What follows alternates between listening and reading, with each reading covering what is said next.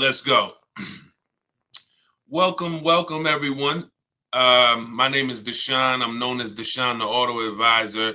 This is Car Shopping Questions and Answers. We do these streams throughout the week to make sure that you have the information you need to save more money on cars than everyone else is saving. That is the big issue. A lot of people are overpaying for cars. They don't know it, but we know it.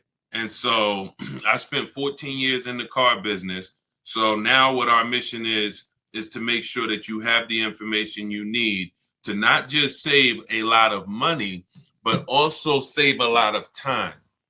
You don't need to spend more than 20 to 30 minutes in a car dealership at any time to save thousands and thousands of dollars. We've proven this, and that's what we're going to be going over. So the first thing we want to do, welcome to all those on Facebook, welcome to those on Instagram, welcome on YouTube, and welcome on TikTok. I want to go over as we, you can start to get, as I break this down, ask your questions, and we'll certainly get to your questions as we go through it. No questions off limits. But I want you to know the 7-step process that we've been using for 3 years that I really learned I learned this from being in the car business. I worked for 5 years with Mercedes, 5 years with General Motors. And we developed a system where you can get below market deals, which will save you thousands and you can do it from home. There's only 3. In fact, the dealers want you to be inside the dealerships trying to make a deal. That is, as dealers, we have much more leverage to make a deal when you're there than we do if you're not there. So the first thing you want to unlearn today, right now, is that you don't need to be in a dealership to save thousands of dollars. In fact, the only way you're going to guarantee you save thousands of dollars is to not be in the dealership, and it's to shop from home. That sounds like what everyone would want. But there is a specific way you need to do it, because the companies that own the websites, their goal is to sell your information, make it difficult for you to shop from home, and try to get you to go into the dealerships. That is their goal. What's up, Mildred? What's going on, Lashar Custom? Good to see you, Ellie. Good to see you, Caesar, BT Thoughts. Their goal is to get you in the dealership. So you have to now realize, if you're going to win, like I'm going to be showing you a lot of people over the next hour, people like Bonita, Greg, Danielle, Eddie, Kimberly, Charles, Sean, Pierre. We'll go over a lot of these people, Zafrina, in the next hour. I want everybody who shares, hit the share button, because if you grasp what I'm trying to get across to you right now, everything when it comes to your financial world with cars is going to change. There's 3 prices everyone could pay for any car. You could pay below market value, you can pay market value, you can pay above market value. Now, below market value, thank you for lighting up the likes on TikTok. Every time y'all double tap the screen, y'all run those likes up, and we appreciate you. I can't do this without you. So thank you to all of those who share. Shout out to the sharers. Below market value is where you save $5,000 to $8,000 to $10,000 on cars. $5,000 to $8,000 to $10,000. Market value, you might save $3,000 to $5,000, depends on the car. And above market value, you pay list price or above. So if we let's let the first 2 groups go into the dealership, spend their time into the dealership. We have a 7 steps process that you can do this 90% from home. The first thing we need to do is we need to know in this 7 steps, are we going to buy or lease? That's the first thing we need to know. That's the first thing we need to know. Everyone who's heard you should never lease a car, type a 1 in the chat. Type a 1 in the chat. Let's take a poll. Let's see how much info we could get in 60 seconds. Who's heard you should never lease a car? Type a 1. Type a 1 in the chat. All right, I see you, Miss Bateman. Hold on. We're going to let her type a 1 in the chat. Come on, everybody. Let's get up. Listen, shake everything off. You're not going to save $5, $10, $20,000 on cars being lazy and like sitting back. You're playing, you have to lock in. We have a saying here. Lock in. Let's get to it. We're talking serious business here. We're talking. I didn't gather you here on a live to talk with you about hundreds of dollars. We're not here to talk about hundreds. I'm not interested in hundreds of dollars. I'm not interested in helping you save hundreds of dollars on cars. That is not interesting. Everything that we do here is focused on thousands. So I want to hear from the people who you were taught never lease a car. I see you, 11 Frazier, Chaplain. If you were taught never lease a car, type a 1 in the chat. Type a 1 in the chat. Okay. Miss Bateman. Okay. Chaplain. All right. You're going to see that most of the people you know were taught the same thing. That is, in my opinion, why half of the people in this country are overpaying for cars. Half. I'll put money on it. They do not lease cars. There's 17 million new cars sold a year in a healthy market. There is 45 million used cars sold in a healthy market. 17 million new, 45 million used. You can only lease a new car most of the time. 99.9% of the time, your lease is new. So when you're leasing and you learn about how to get below market leases, you're going to be driving really nice, expensive cars, $30,000, $50,000 cars, and you're going to be, when you get great deals on them, you're going to be paying hundreds and hundreds of dollars less every month than these people who are paying, or who are, hold on, I had to put my phone on Do Not Disturb, than these people who are out here buying these cars. That's rule number 1. We have to get this across. The first step in the book, I have a book that is doing very well. It's very highly rated. Thank you to everyone who's reviewed it. The first step in the book is the 8-year rule. The 8-year rule. If you're not buying a car to keep it at least 8 years, you should be shopping for a below market lease. I just picked up a $54,000 vehicle. $54,000 QX. QX60. I gave them $1,200. My payment's $499 a month. Every lease I've ever had has been what we call a 1% lease deal. We can't, when you have, we'll get to that. I see you have bad experience leasing. We're going to get to that. I'm glad you said that. Remind us to come back to that. Nothing we can't get to the next stuff. We can't get to how to shop dealers and get thousands off until we get past knowing we should be leasing cars if we're not keeping them 8 years. This is rule number 1. I'm paying $499 for a $54,000 car. Deshone, well, I drive 15,000 miles per year. Well, if I wanted to drive 15, I would be paying, instead of $499, I'd be paying probably $530, and I'd be driving 15,000 a year. Deshone, well, I drive 18,000 a year. Okay, I'd be paying probably $560, and I'd be driving 18,000 miles a year. It's not about how much you drive. The people who taught you about leasing, they owe you money. They have cost you thousands and thousands of dollars that you can never get back, unfortunately. But I'm the bad news first person.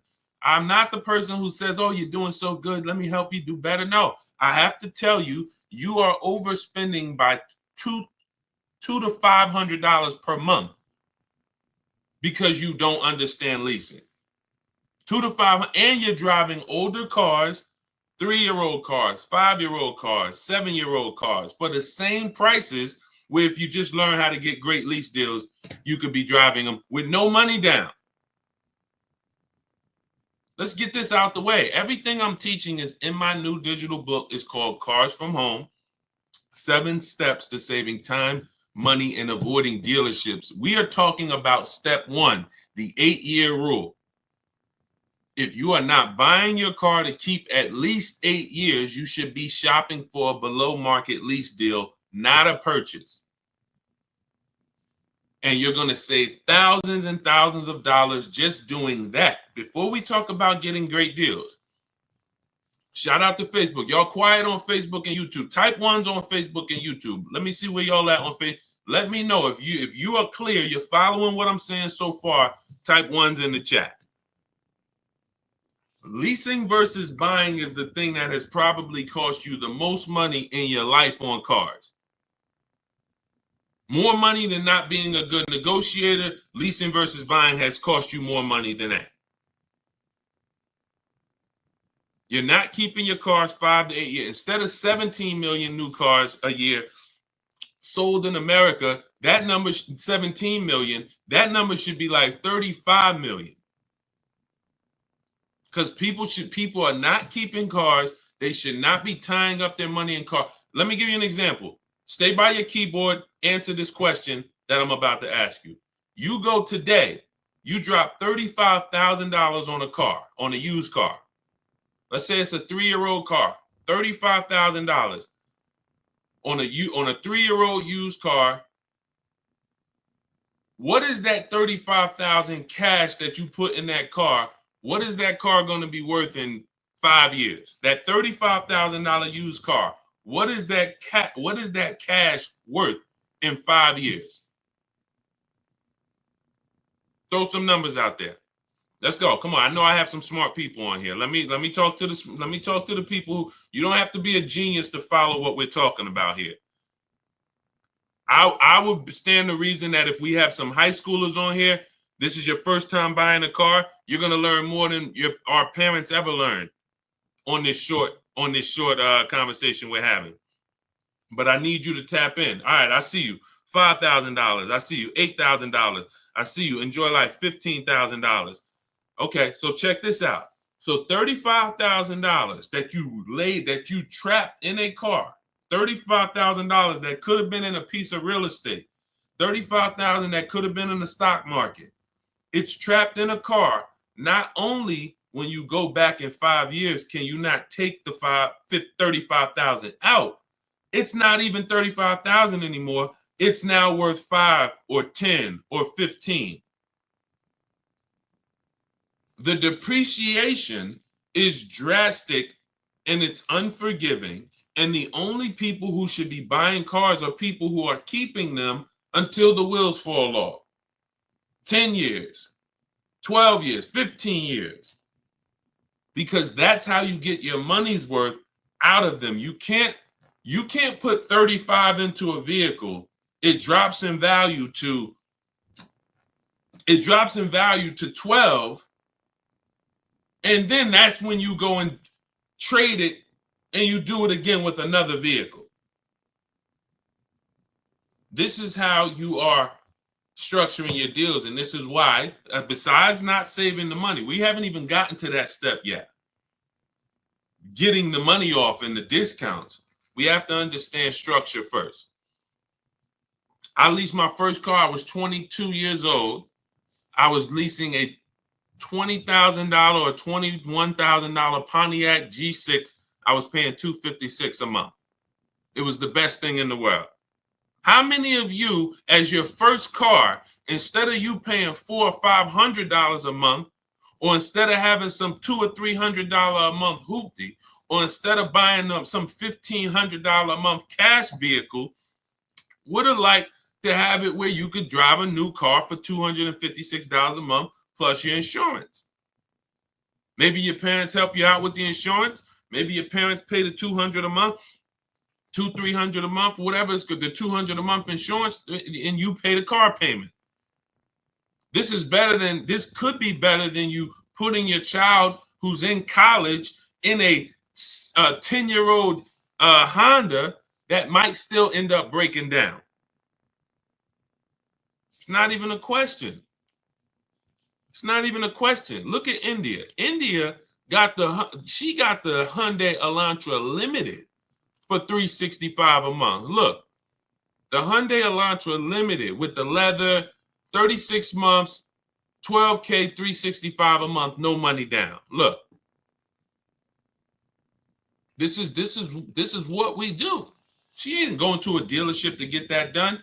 She gets it done from home, making dealers bid, but she's not getting $365 a month unless she has a phenomenal way to get below market leases. $365 a month, no money down. It's people, it's some of you are paying $500 a month for your car payment. If we be honest, if I ask, what is throw out some numbers. Matter of fact, I'm not even gonna do it. I'm not even gonna do it. I don't want to embarrass anyone. I know I know.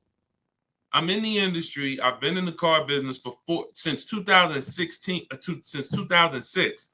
I know what the data says. I know what the data says. I know what the average car payment is. These things are happening because you were never taught deal structuring. You were taught by a bunch of people who never understood leasing that, hey, don't tie up that car, you're renting it. You want to buy that depreciating asset that's going to be worth half of what you're buying it for in 3 years. It's going to be worth 70, it's going to be worth 25% of what you're buying it for in 6 years. And then after that, it's going to be worth probably about 10%, 15% of what you bought it for, but then it just stays there. It'll never go below 10, 15%. It'll stay worth $5,000 forever. It could be 12 years old. It's going to still be worth, $3,000. That's the whole point. That's when you beat depreciation. That's when you buy your cars. That's your goal. You buy your cars. You don't lease your cars if that's your goal. But you should not, if you're not ready for maintenance and long-term care and investing in your vehicle and paying and keeping it a long time, then you're spending thousands of dollars buying these vehicles. You should not be buying them. Okay, so all of this is laid out in my new digital book.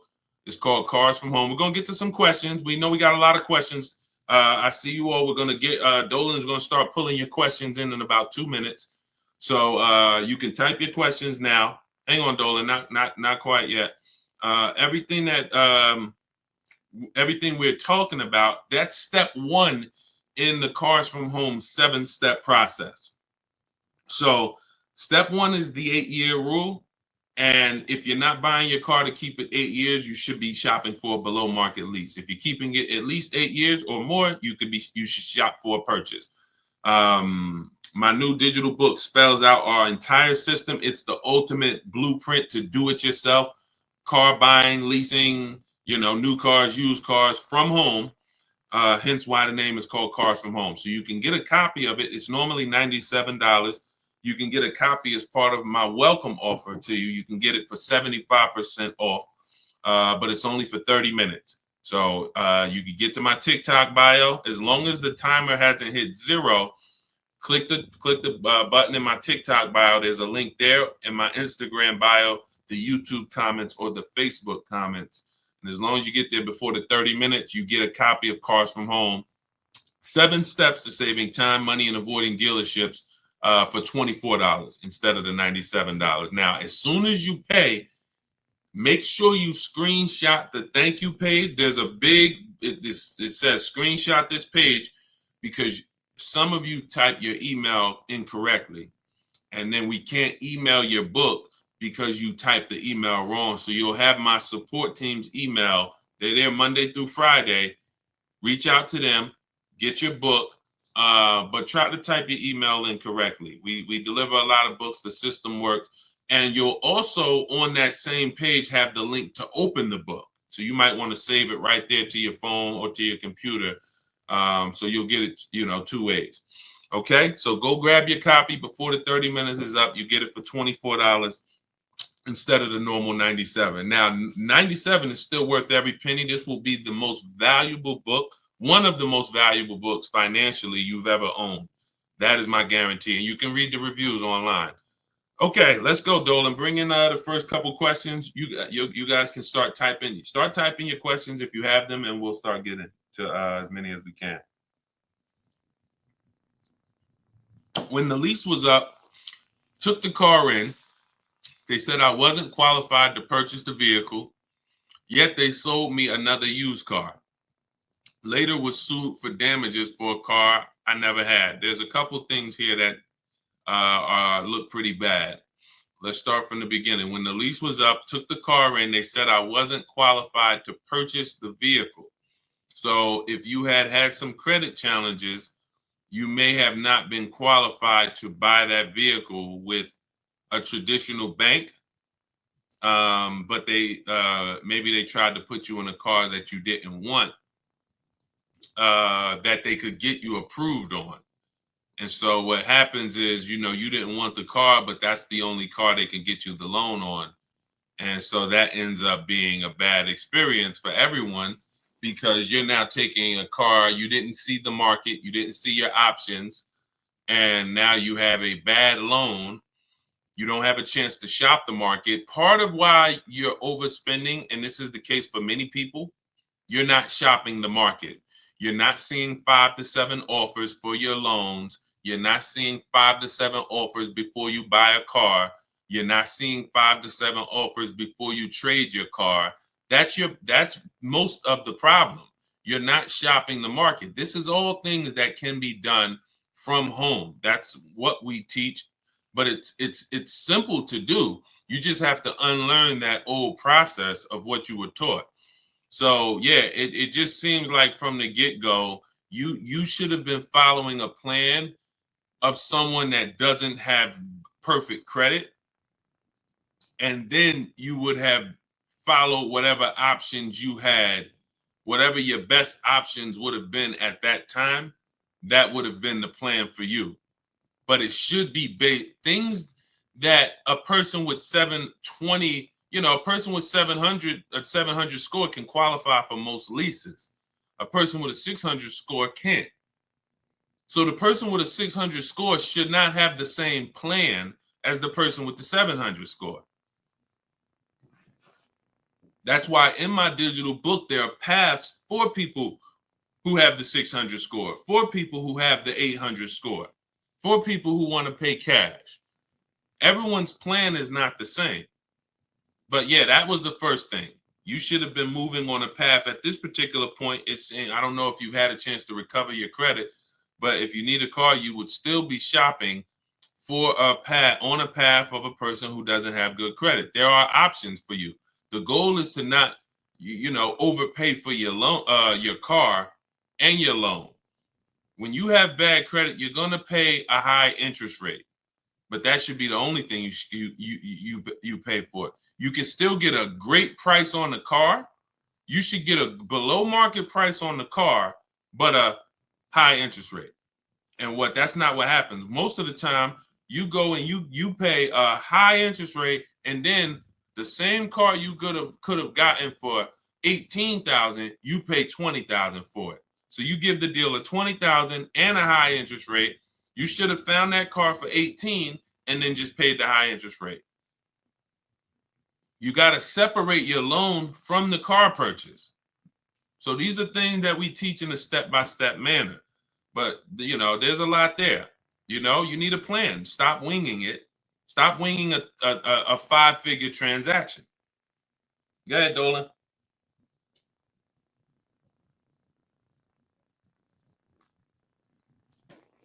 If I lease a 2020 Toyota RAV4, what should my payment and residual be? We don't focus on residual. We do shop the payment according to the 1% rule.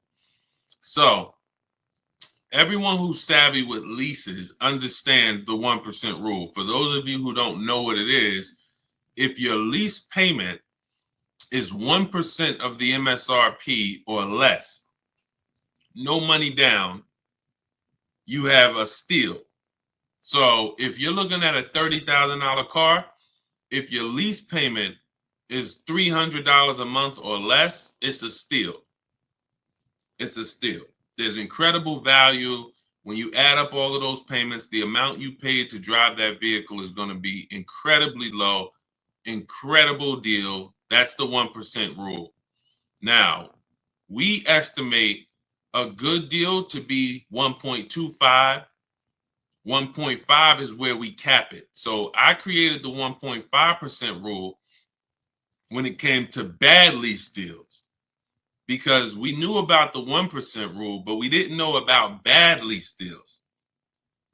And I just saw, especially during the pandemic, but almost any time, people driving around with leases and they've overpaid for them. And now they don't see any benefit in leasing. They say, well, I might as well just buy because the payment I'm paying is almost the same as a purchase. Yeah, that's because you overpaid. It shouldn't be that way. I'm paying $499 a month for my Infiniti QX60. That vehicle to purchase on a 6-year loan, even a 5-year loan, $54,000 vehicle, say big discount, let's say 50, 45, that's $900 a month minimum with no money down. Minimum. I'm paying $499. It's not even close. So yeah, when you're not getting below market lease deals, you can't. Yeah, you drive. Now if I took that same price and I put the 1.5% rule in, where you take the MSRP, you take the total MSRP. Whenever you look at a vehicle that you're thinking about leasing, you want to take the total MSRP. Let's say it's $40,000, and then we know what the 1% rule would be: $400 a month. So 1% rule would be $400 a month. That means if I could get that vehicle, no money down, 12,000 miles per year, $400 a month. Now I want to go to the 1.5% rule. Take that same 40,000, multiply by 0.015. That's 600. So 600 is the max where I'm walking away from the deal. There's no value there if it's above 600. It's just no value. We add up all of those payments, $650 a month times 3 years. We never do a 4-year lease. We're paying too long for a vehicle that we're giving back. Too long. So these are the parameters we use to make sure, to guarantee that we're getting the best deals in the market. Now we got the four. So now what I would do if I'm looking at a $40,000 vehicle, I know that my range for a deal is $400 to $600 a month. That's what I know. No money down. I'm looking for that deal to be somewhere between four. Now, you're not going to look. You have to. We do it easily because we shop from home. You got to get 5 offers to know what the bottom of the market is. You're going to hear me. You're going to hear us discuss here in this community, because this is a community.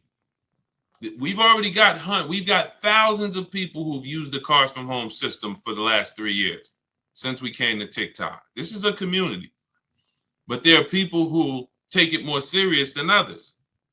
And the people who take it more serious than others, they get way better deals. See, you can't get, let's look at Zafrina. Zafrina got a 0.88% lease. This is one of the best lease deals I've ever seen. Look, it's a $66,000 truck, $65,950. So $66,000 truck, she's paying $579 a month. So if she went in and her goal was to pay 1%, if she would have went in and said what Deshone said, because I never did, that my goal should be 1%. No. Then she would have went in, she would have left out paying $659 a month, $660 a month would have been her payment at that's 1%. She got almost $100 less than that, because you have to shop the market. Maybe the best deal is 1%. Maybe it's 1.2. Maybe it's 1.4. But the only way for you to know the best deal in the market is you have to see other higher offers. When you're sitting here, and this is the peace of mind you're going to have using the Cars from Home system. When you're sitting here and you're looking at 5 offers or 7 offers, you are going to love how easy it is to pick the best offer. It's beautiful. All you're doing is looking at those 5 to 7 offers. When we're looking at used cars, we're looking at used cars and, narrowing it down to our top 5. And we're looking at the price range from the low side of the market to the high side of the market. And we pick the best one. When we're looking at new cars, we're getting 5 to 7 offers from home using a computer, talking to these dealers through their website. Never got to talk to them, just sending them what we want and communicating with them by email. You need a separate email to do this because you don't want dealers mixing with your personal email, and you're getting 5 offers, maybe 7. And next thing you know, you're like Sean and you're like Zafrina and you got a 0.88% lease. Or Sean got 20,000. Kimberly got $20,000 off of her Maserati that she was bought. Look, this was one of her offers. You can't see this on TikTok, but if you're on Instagram, on Facebook, or on YouTube, you can see this. This was one of Kimberly's offers. People out here struggling in dealerships. Please help us, please. Struggling. Look at what she's doing from home. $86,000 Maserati. Total savings, $20,700. Saving more money from home than somebody could ever negotiate. This is how you get the best deals. It happens from home. So everything that we're teaching, everything we're talking about is in my new digital book. It's called Cars from Home. 7 Steps to Saving Time, Money, and Avoiding Dealerships. It's already 5-star rated. You can Google it. Thank you to everybody who has taken the time to review the book, to rate it on Goodreads. It does mean a lot. And the book's normally $97. It's a digital book, so you can have it in your inbox immediately. But as part of my welcome offer, you can get your copy for 75% off, which is $24. But it's only for 30 minutes. So if you get to my TikTok bio, my Instagram bio, the YouTube comments, we have or the Facebook comments, you can get your copy for $24. Now, also what you'll see there is for those of you who prefer a done with you type learning, you would rather work together with me. There's an option in there for you guys to look into that. Depends on, now, everyone's not going to qualify for that. In my book, that's the blueprint for everybody. Bad credit, high mileage drivers. Ask questions because we haven't, Dolan, I know you got more questions, so we'll get to them. But hold on, keep that there. But I want you to know the blueprint for bad credit is different, than the blueprint for high mileage drivers. If you drive 18, 20,000 miles per year or more, there's specific things you cannot do. You're losing way more money. Way more money. Thank you, Sailor Moon fan. Great cartoon, by the way. Great name. You're losing way more money than the average person is losing. All of the losses I just talked about, you high mileage drivers, you are losing thousands more than the normal people because you're depreciating the car way faster than everyone else is. So there's specific strategies on how you want to approach your car purchase in there. Negative equity. Some of you bought cars in the last 3-4 years that you need to replace or you're trying to replace, and you have, $3,000, $5,000, $10,000 in negative equity. That's a specific strategy. Some people don't have to deal with that baggage. So this is why the book, the blueprint, is everything you need to get below market deals. But for those of you who would like to shop with me and look at coaching, you see me share a lot of the people who work with me in our Facebook group. We have over 1,500 people in our Facebook group in the last 3 years. You can get that information by clicking the same link in my TikTok bio, Instagram bio, the YouTube comments, or the Facebook comments. But you're going to click the link that says shop with me, Deshone. So other than that, let's bring in, but that wraps up your question. We don't focus on residuals. We focus on shopping by the percentage when we're shopping for a lease. Specifically, we are focused on shopping by the percentage. When we review our offers, we're reviewing them by the percentage in comparison to the 1% rule. Okay, great question. Go ahead, Dolan. Shout out to the sharers. Shout out to everybody who's hitting the like button. We appreciate you. Let me take some time and shout out the sharers on TikTok is the only platform that shows me the sharers. Thank you, Denisha Gills. Appreciate you sharing. Elizabeth Lewis, thank you for sharing. Appreciate you, Baby Skate. Thanks for sharing. Silas Richardo, thanks for sharing. CJ, thank you for sharing. Cookie Monster, thank you. Thank you for sharing. Appreciate you. Thank you, thank you, thank you so much. Okay, thanks for sharing the broadcast. If anybody else shared, I appreciate it. But TikTok, that's the only they're the only ones that show me the names of the people who shared. Okay, what Wilfredo, still reading the book, by the way. Awesome. We'll pull, if he had a question, let's pull that in as well. All right, Jaleesa speaks. Is there any car brand that you would deem to be most liable and or the best long-term investment for transportation? Well, there's several that have a history of long-term reliability. Honda and Toyota, they have led the quality, two things, quality and low cost of ownership.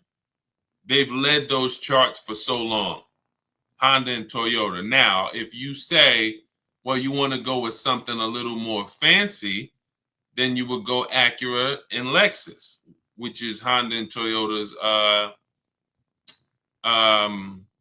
luxury brands. Now, at the same time, if you're open to other vehicles that have a long warranty, Kia and Hyundai have the longest warranty in the industry, and they're making some incredible vehicles lately. They're really, really penetrating the market. I mean, Hyundai and Kia they've become, probably from sales wise, them, Mazda, the growth of those three brands has been incredible, and it's because I think they put a lot of quality into. They try to put a lot of quality into the vehicles. Their styling is great. They're leading when it comes to how they style and design their vehicles. But but we would not make a decision. This is part in our 7-step process, in the Cars from Home 7-step process. We have a step 4 is something we call shopping, not buying, and we do a quality assessment on these vehicles because any vehicle could have bad DNA. Bad DNA means it's going to have problems because that's the way it was made. And it has a high likelihood of having problems because that's the way it was made. You know, if the 2022, and this is year specific, who's heard never buy a vehicle the first year they make it? Who's heard that? This is a saying that, it was wisdom from back in the day. Who's heard that? Never buy a vehicle the first year that it comes out. Who's heard that? Okay, so this is a common thing. So now when you consider, well, you don't even want to buy a vehicle the first year the transmission if a vehicle has a new transmission, if a vehicle has a new engine, if a vehicle has a new suspension or steering system, all of these are things that could be problematic. So that's why we always want to check and type in the specific name and the year of the vehicle we're looking at. So Jaleesa, if you're looking at the Cadillac XT6, you would type in 2020, whatever the year is, 2022 Cadillac XT6. If you're looking at a new one, you would type in 2024, 2025 Cadillac, 2026 Cadillac XT6. That is what you're doing. And you're then putting reliability. So 2025 Cadillac XT6 reliability. That's going to tell you if there's any public data that should be alarming, any red flags. You're just going to skim the first page of Google. Once you skim the first Google page, that'll tell you what you need to know in most cases. Just look at the articles. Do you see anything that, stands out? Electric problems, lower than average reliability scores. You want to do this for reliability and initial quality. 2024, 2025, 2026 Cadillac XT6 initial quality. This is so simple. These things I'm telling you, because we get cars in 90 minutes, 2 hours. We get these deals. Listen, everyone's not taking a long time. When they're using, look at Ansley's deal. He said, I started the process Saturday, accepted a deal Monday. If you're car shopping and you like, I need a car in 3 days or in a week, that's what we do here. We're the best in the world because we are masters of comparison shopping. Masters of comparison shopping in a very short period of time. But these are 5-minute things we do to check to make sure we don't go out and get a great deal on the car, great price on the car, and then the car is in the shop every 4 months. Every 4 months, the dealer has to send a flatbed, or the roadside assistance has to send a flatbed to pick up the car. So when we look at, long-term Honda, Toyota, but if you're open to other brands, there's several brands that have, really tried to enter the long-term race of making great vehicles, putting a 10-year warranty on their vehicles, which is unheard of. That's Hyundai and Toyota. I mean, Hyundai and Kia. And then, but each vehicle you would check in specifically, independent of everything else, you're checking each vehicle to see what the write-ups are on that vehicle, not just the brand. All right, go ahead, Dolan.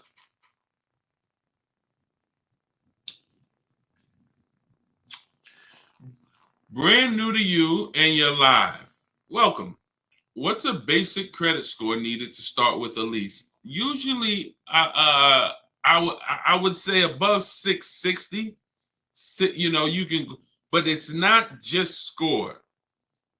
If it's profile.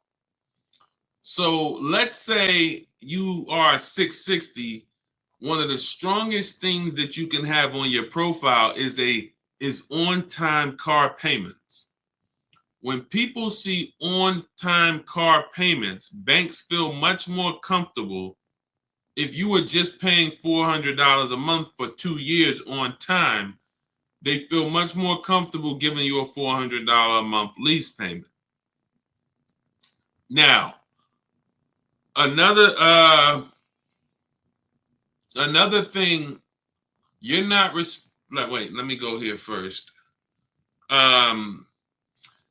So if you have a strong profile, which is one of the heftiest things is a on-time car payments for the last 2 years, or high income, predictable income, high salary, high income.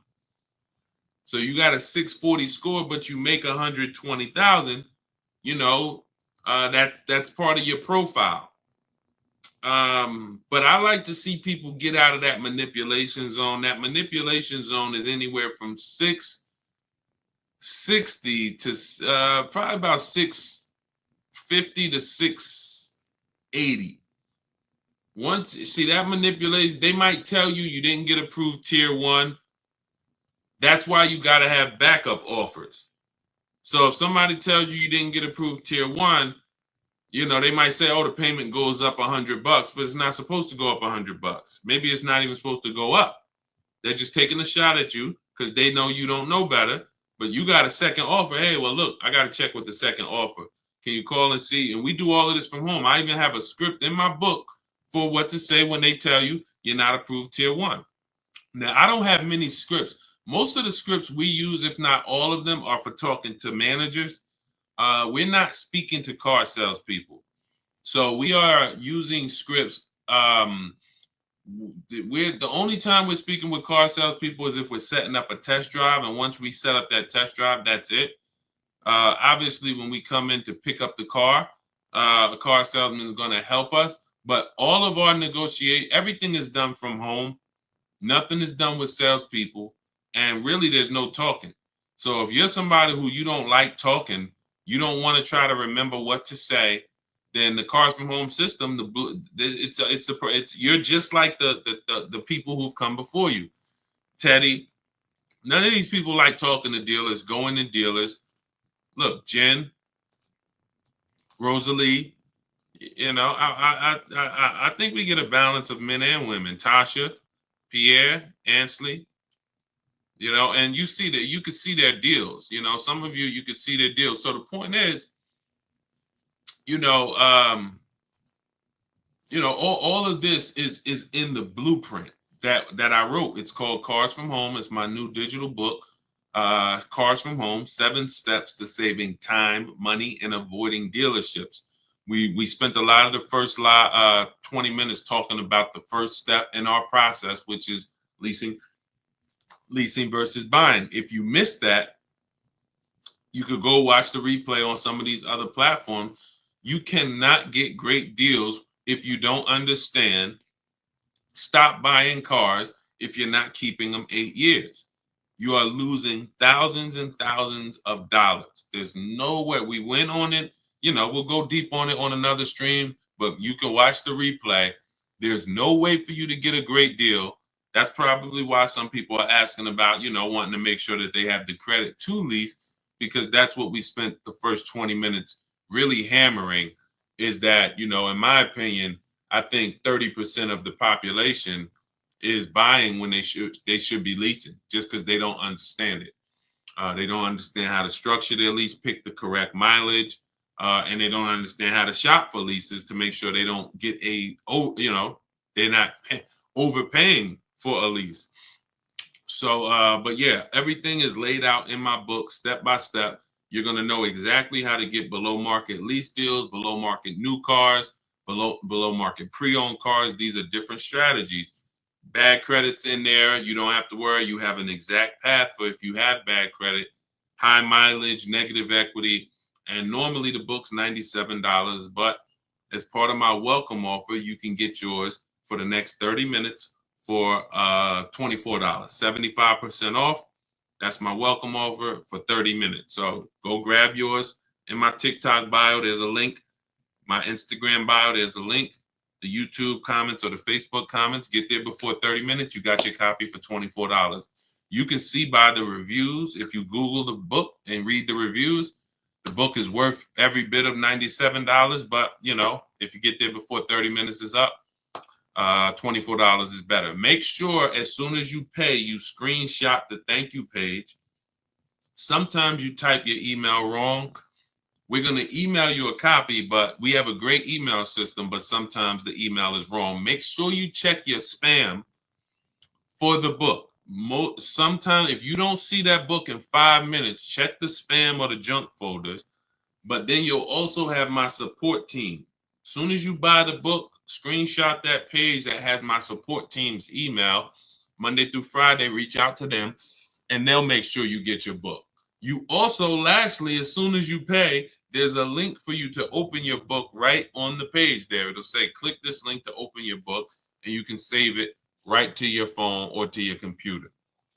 Okay, for those of you who want to look at shopping and seeing if you qualify to shop together with me, we have a program where you can just go to those same links and you can hit Shop with Deshone, see if you qualify, and watch that short video, and then we'll let you know if we can work together in a different learning format. We always like to say, we're going to make sure the information is available for you, but everyone learns differently. Some people, you're a do-it-yourself person.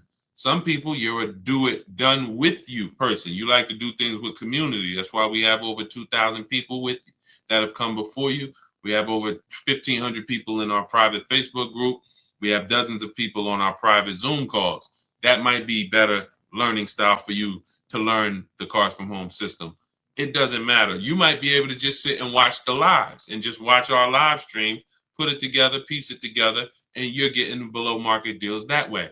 It doesn't matter. We just want to make sure that you have what you need to get below market deals. All right. Go ahead, Dolan. Let's go. If asked, would you go with someone to purchase a vehicle?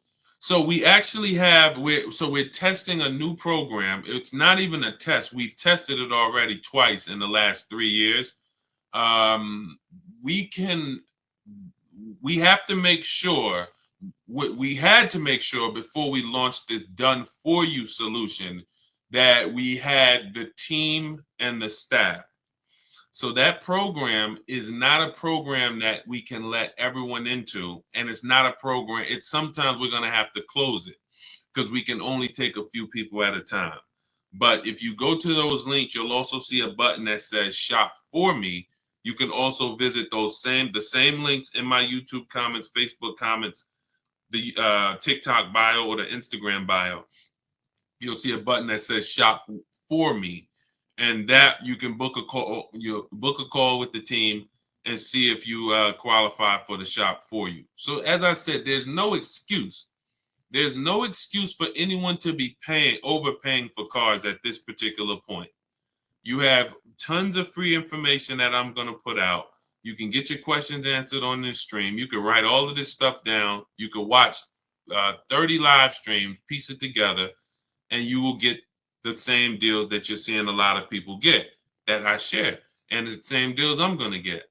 Or you could get the blueprint, get your copy of Cars from Home, 7 Steps to Saving Time, Money, and Avoiding Dealerships, and you have the written blueprint, step by step, for all types of car deals, leases, purchases, new cars, everything. Or we could do it for you, or we could do it with you. There's no excuse for you to be out here having anxiety concerning car buying anymore and overpaying and having buyer's remorse. Okay, go ahead, Dolan. Do you have to have a long credit line to lease a car? No, again, like I said, you want to try to be between you want a minimum, you want to try to be between 650 and 680. That's going to help you qualify for most mainstream lease programs. But the stronger your profile, if you have a car payment that you've paid on time for 2 years, or you have a home mortgage, that's going to, in the 650 to 680 range, that's going to really help you to stay out of the manipulation zone. Anything above 680, though, you're usually getting tier 1, no problem on most leases. So, yeah, great question. Go ahead, Dolan. Thank you for running the likes up. Every time y'all tap the screen on TikTok, you'll see those lights continue to go up. And TikTok tells more people about the show, brings more people to the stream. We help more people save money. And we help people unlearn what the car business has been programming us to do for all of these years. So thank you. Continue to double tap the screen every time you hear something that you like. And, hitting the like button does matter. Appreciate you. And shout out to the sharers. Welcome to the new followers. I see you. Welcome, R. Timmel. I see you. Welcome to the community. Toy for real. Thank you. Welcome to the community. Luna, Oz, welcome to the community. I see you. Cam, welcome to the new followers. Shout out to the people who just followed the movement. All we care about here is making sure that you pay less than everyone else for cars. Hi from Mississippi. Good to see you. Shout out to hi from New Jersey. Great to see you. Hello, Mississippi. All right. Is the last week of the year a good time to get a good deal on a car? It's a good, no. And let me tell you this, yes and no, but I'm going to say most. Here's the thing. Car dealerships, we have made a fortune with marketing. It's one of the best marketed businesses in the world is a car dealership. It's regional marketing, it's nationwide marketing, on the radio, billboards, television, social media. It's so good, and it makes people think, come in at the end of the month, come in during the holidays, you're going to somehow get a better deal. The problem with that logic is this.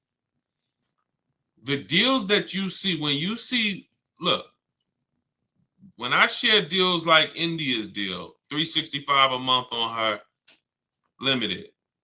When I share Milligan got a $27,000 discount on her vehicle. $27,000 discount. These are not deals. These are deals. Now, listen close to what I'm about to say. This is very important. These are deals that the dealers only accepted because at that particular moment, they were a little desperate. At that particular, look at Milligan's deal. I'm zooming in on it. $79,000 vehicle. Her adjusted price is $51,359. If you can see it up on YouTube, Facebook, or Instagram, you can see it. 27. This was a deal where at that particular time, the dealer was a little desperate. It's the same thing with everybody else. Same thing with Ansley's second car that he got his BMW. Jen, everybody that I see, we're positioned. So what is the you could take that down, Dolan, that question. I'm still taking care of this one.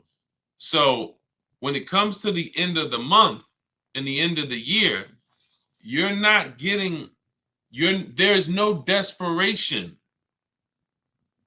When there's 200 people, let me put it like this. Dealers know exactly how many appointments we have before the weekend ends. We go into Friday. How many appointments do we have for, if it's a holiday Monday, like a President's Day or a Labor Day or Memorial Day? We know 400 appointments. Why? Where's the desperation there? We only have a certain amount of cars. So where there's no desperation when we only have a certain amount of cars, and that's what we're doing. We have this many people. There's no desperation. That's why you're not getting a better deal when you have somebody right behind you who could pay more money for that car if you don't accept the price. Hey, listen, Mr. Jones, sorry if you don't want the car at this price, but look, you see we got a showroom full of people. It's a big sale. We got people walking out. There's nobody to help them. Listen, if you don't want the car, no problem. You can think about it. They're rushing. There's no desperation. The car business has done a great job of doing that on Saturdays, holidays, end of the year. They're going to pack the showrooms. They're going to sell their cars. There's no desperation there. All right? So, no, this is all about what you want to do is position yourself. Let us show you how to position yourself in the market, get the questions answered that you need answered. Make sure that whether you're buying a new car, used car, or a lease, you are positioned and you know the market. You've seen the 5 to 7 options so that you are paying less than everyone else. You're guaranteeing it. You're not hoping. You're guaranteeing it. There's a very big difference between using the Cars from Home system to shop the market so that you can guarantee savings, guarantee the biggest discount, than going in and negotiating with one dealer or two dealers. We're going to show you how to negotiate online with 25 dealers without ever talking to them. We're going to show you how to look at used cars like we're shopping on Amazon and narrow it down. And then verify if there's any fake sellers or bogus sellers that are charging, fake fees that they shouldn't be charging. We do all of this from home. Your power is home. So all of this is in my new digital book. You can get your copy as part of my welcome offer for 75% off. It's normally $97. It's called Cars from Home, 7 Steps to Saving Time, Money, and Avoiding Dealerships. You should not be in a dealership more than 20 to 30 minutes. And we never talk numbers in the dealership. You can get your copy for 75% off, which is $24. But it's only for 30 minutes. It's normally $97. You can get to my TikTok bio, my Instagram bio, the YouTube comments, or the Facebook comments. Grab your copy, 75% off. That's $24. Make sure you screenshot the thank you page so you'll have my support team's email Monday through Friday. Just in case your book doesn't come, you type your email wrong, you have my support team's email. But that email is not for questions. It's just for you making sure you get your book. All right? So let me hop off. Great live today, great chat. We went deep on a lot of subjects. I look forward to seeing all of you inside. If you're working with us, I look forward to seeing you on the next stream. And God bless you. Keep up the great work. And let's keep unlearning and relearning so we can keep this money in our bank account. Keep these thousands in our bank account and out of these cars. All right? God bless y'all.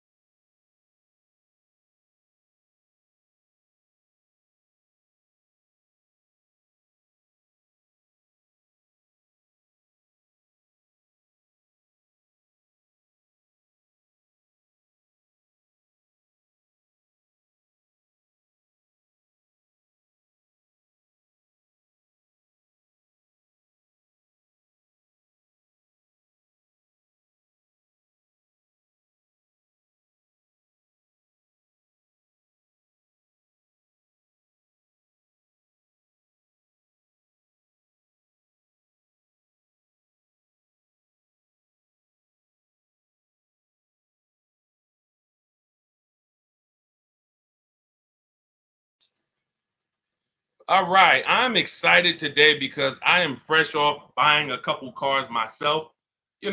I've been teaching for years how people can just, if they learn, get incredible car deals from home without spending hours in car dealerships. Just got my father a vehicle, um, Hyundai Palisade he picked up last night. I got an Infiniti QX60 2 weeks ago, $8,000 off the price of the vehicle.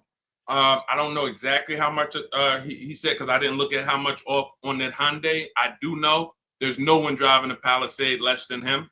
You got a $48,000 Palisade, $499 a month, $49,000. These require huge discounts. What's up, Michelle Morris? What's up, Stevie P?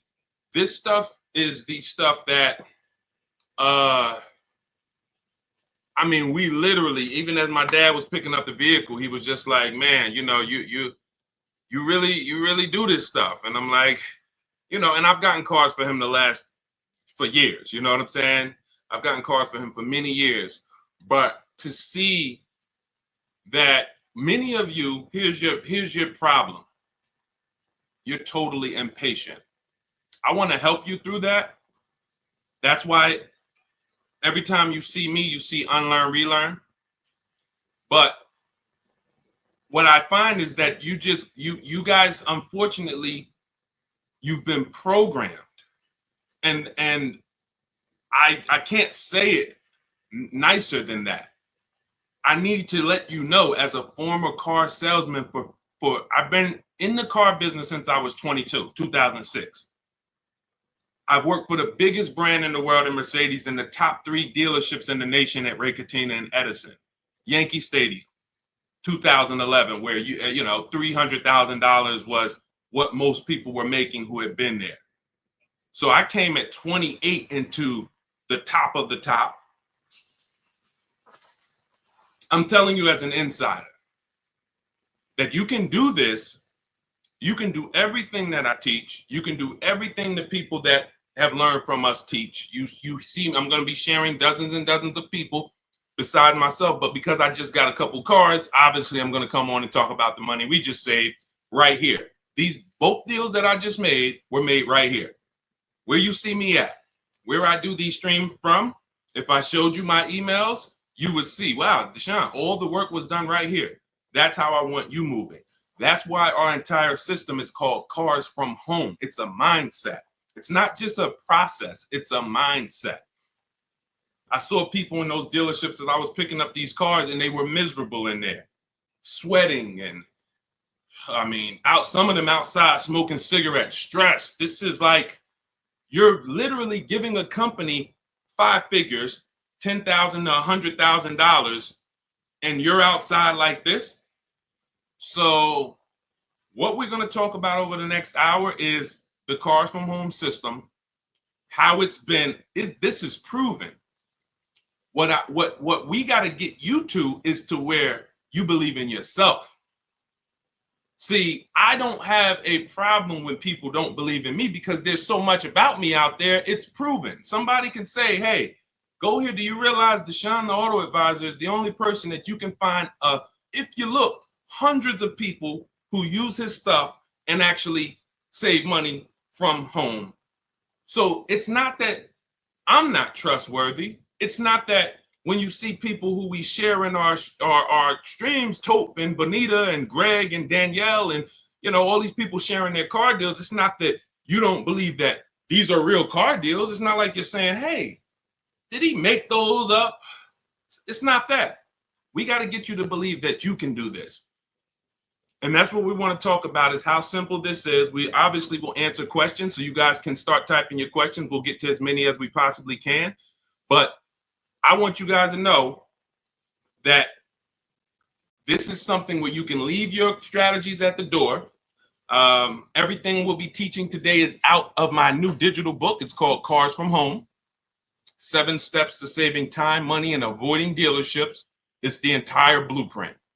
So it's the step-by-step blueprint to get the results that I get, that the hundreds of people that you have seen get, and for you to have anxiety-free, buyer's remorse-free car deals that save you thousands and thousands of dollars. So if that's something that you are interested in, hit the like button so I know who I'm talking to.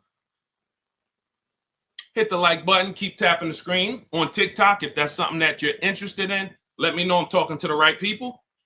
Let me know I'm talking to the right people. Raquel, what's up, Sally, Tawana, Gummy Bears? Let me know I'm talking to the right people. Okay, double tap the screen. All right, am I talking to the right people?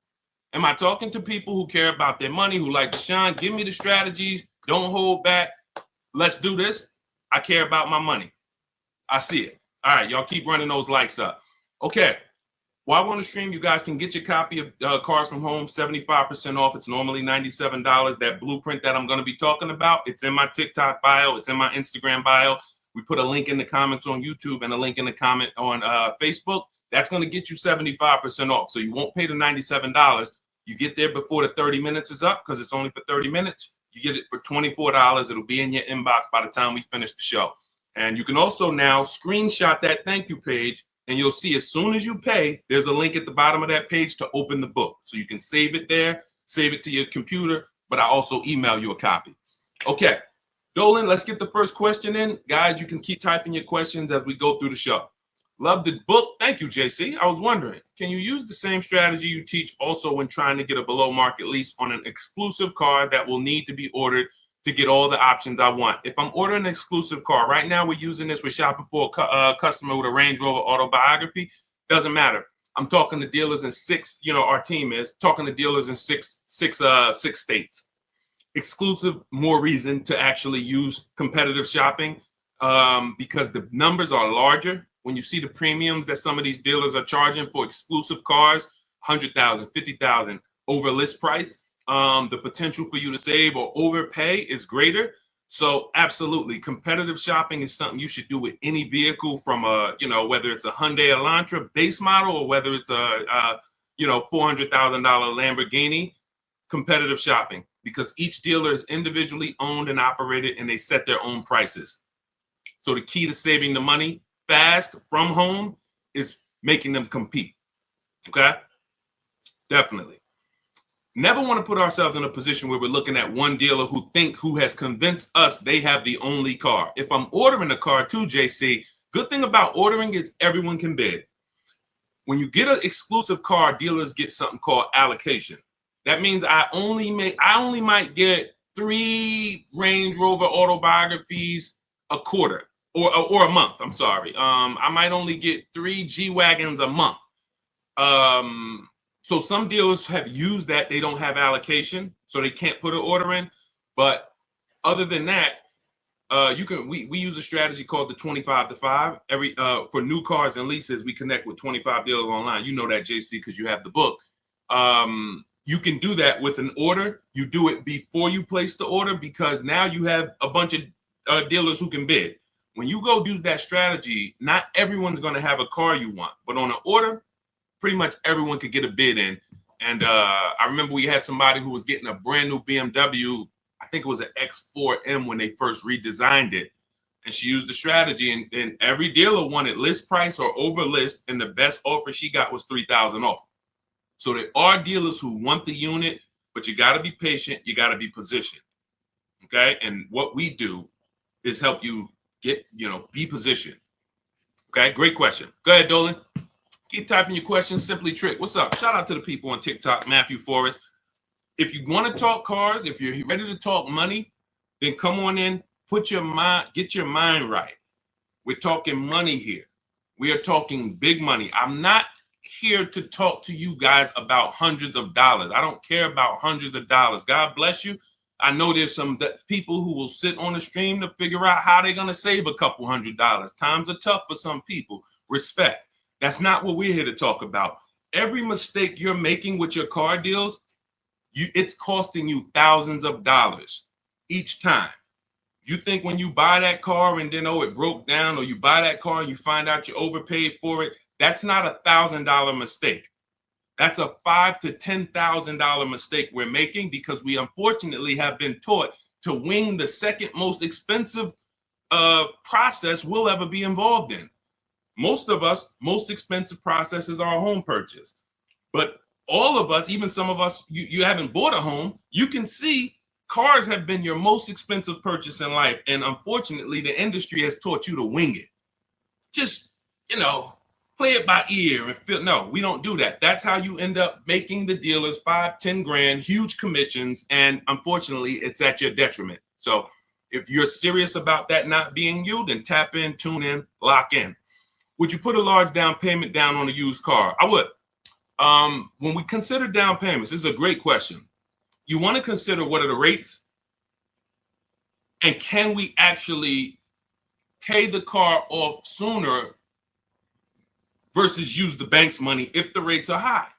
If the rates are high, 5, 6, 7, 8%, 10%, for some of you, this is not a time to borrow the most.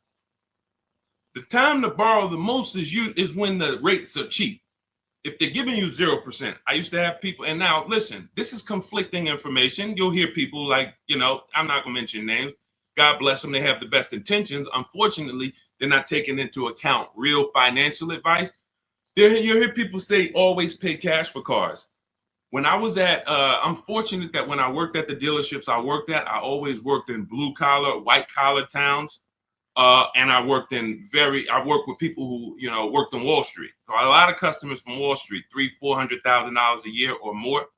But I also had clients who, customers who had $30,000 a year jobs. So we've seen everything in between. When people would sit down and they would say, hey, I would say, how are you going to pay for the car? They say, well, what are the rates? And if the rates were 0% or 0.9% or 1.9, then most times they were using the bank's money because it made financial sense. Why? Because if I put my money in the car, this $30,000 I'm going to put in this car is going to net me a negative return. See, because if you put $30,000 in a car today, next week, 5 years later, that car is worth $10,000. That means that's where your money is. When you look and say, well, what could I put $30,000 in to where 5 years later, instead of 30, I would have had interest, and I would have still had my principal, and I still could have gotten the car through leverage. Leverage is I'm going to use the bank's money as long as the rates are cheap. Now, in the case of a market where rates are high, we're not getting 1%, 2%, 3%, 0%. Then yeah, these are the times where you want to try to take as small a loan as possible. It makes more sense to apply a larger down payment and pay off the car quicker. So it's really all about, what are we doing with our money? Is your money invested? Are you getting 10%, 8%? Maybe some of you are in some other ventures where you're getting, more. If that's the case, it's not going to make any financial sense for you to put more money in the car, because you can put that money in other places that's going to net you a bigger return. So again, one thing about me is I don't teach one size fits all car buying advice. I asked you a couple questions. What are you doing with your money, and what are the rates? You might say, Deshone, they're offering 0% on this car I want. If 0%, then I would use the bank's money. I keep my money just on the strength of having my money. And then if you wanted to, if you have your money invested, why pull it out of something that's getting you a positive return to put it into something that's not even going to give you a break even? It's going to give you a negative return, and it ties up your cash. So these are the conversations I've learned just over 14 years in dealerships, talking with very, very intelligent, financially intelligent, rich, ultra rich people. So if you want to move, you want to be rich, move like the rich. All of this is laid out in my book. I have a section specifically of comparing, about cash buyers, because many people who have been taught to pay cash, you don't realize that you could be missing opportunities, especially in the investment market where you're getting, some people's portfolios up 12, 13, 15%. They never have that money in a car. Does that make sense? Everybody clear, type dollar signs. Listen, I need to know we're having a real financial conversation here. So I put on TikTok, everybody should be over 18. Listen, 16, 17, I wish they could be on here, but I don't want 14-year-olds on here. I would, obviously, the point is I'm trying to make sure I'm getting the crowd who can receive this information. If you're clear on that principle concerning rates as opposed to down payments, then type dollar signs. If you need me to clarify, then ask a question and ask me to go more deep. I don't want to go deep I don't want to move to the next question until I make sure that the people on the stream have, you know, so let me know. Y'all see it? Be clear? We want to go deeper on that?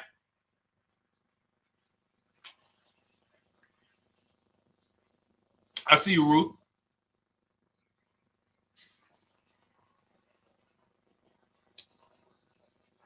Okay. Listen, TikTok, I'm going to tell you something. The people that's on here, you are not going to get the most out of this casually watching. I just want to be honest with you. It's two people I can't help. Two people I can't help because I think oftentimes, you know, we look and, you know, people who, you know, do these types of shows or people who we might see on streams, it just seems like they promise a solution for everyone. I can help all of you. No, I want to be clear. If you can't use the internet, if you're not comfortable on a computer, if you're not comfortable copying and pasting, this is not for you. Let's be clear there. Second person is you're just too distracted. We're talking about $5,000, $10,000. When you see people on this, you know, that I show you that have saved 5, 10 grand, 12 grand, 20 grand off their cars, you know, we share them. You guys know that. I mean, look, you got people who save 20 grand off a new F-150 Lightning, you know, ridiculous lease payments, $365 a month, sign and drive on this 2024 that India got. When you see this, these people aren't casual listeners. These people said, Deshone, I was following you. I used to tap to the stream, and then I got the book, and then I started, you know what I'm saying? I don't want you to fool yourself. So either lock in, like get to your keyboard, because learning, it's proven. Those who actively learn get results. Those who listen, audio is you're only retaining a very small amount. So what I suggest is, before we move to the next question, those of you who are serious, get to your keyboards. You don't have to do it on lives and stuff. You ain't got to do none of that because that's not active. That's entertainment. God bless them. We all need entertainment. But here, in order for you to look and say, you know what, I was on Deshone's stream. I don't want you on this stream 2 years from now having car buying anxiety, Alex, Annabelle, Chef Land. I don't want people who was following me when I came to TikTok in 2021, when God blew me up, and you saw me 2 years ago, you still have anxiety. You still ain't out here saving the money that we're saving. And we've been pushing this heavily for 3 years. Why? You haven't locked in. You're trying to be casual. So let's lock in. Next question, Dolan. I just wanted to let the people on the stream know, and shout out to the people who are locked in. Let's go. Do you need an extended warranty with a lease? Only when you are going to be outside of the warranty coverage based on how many miles you're going to be driving. So most vehicles have a bumper-to-bumper 3-year, 36,000-mile warranty.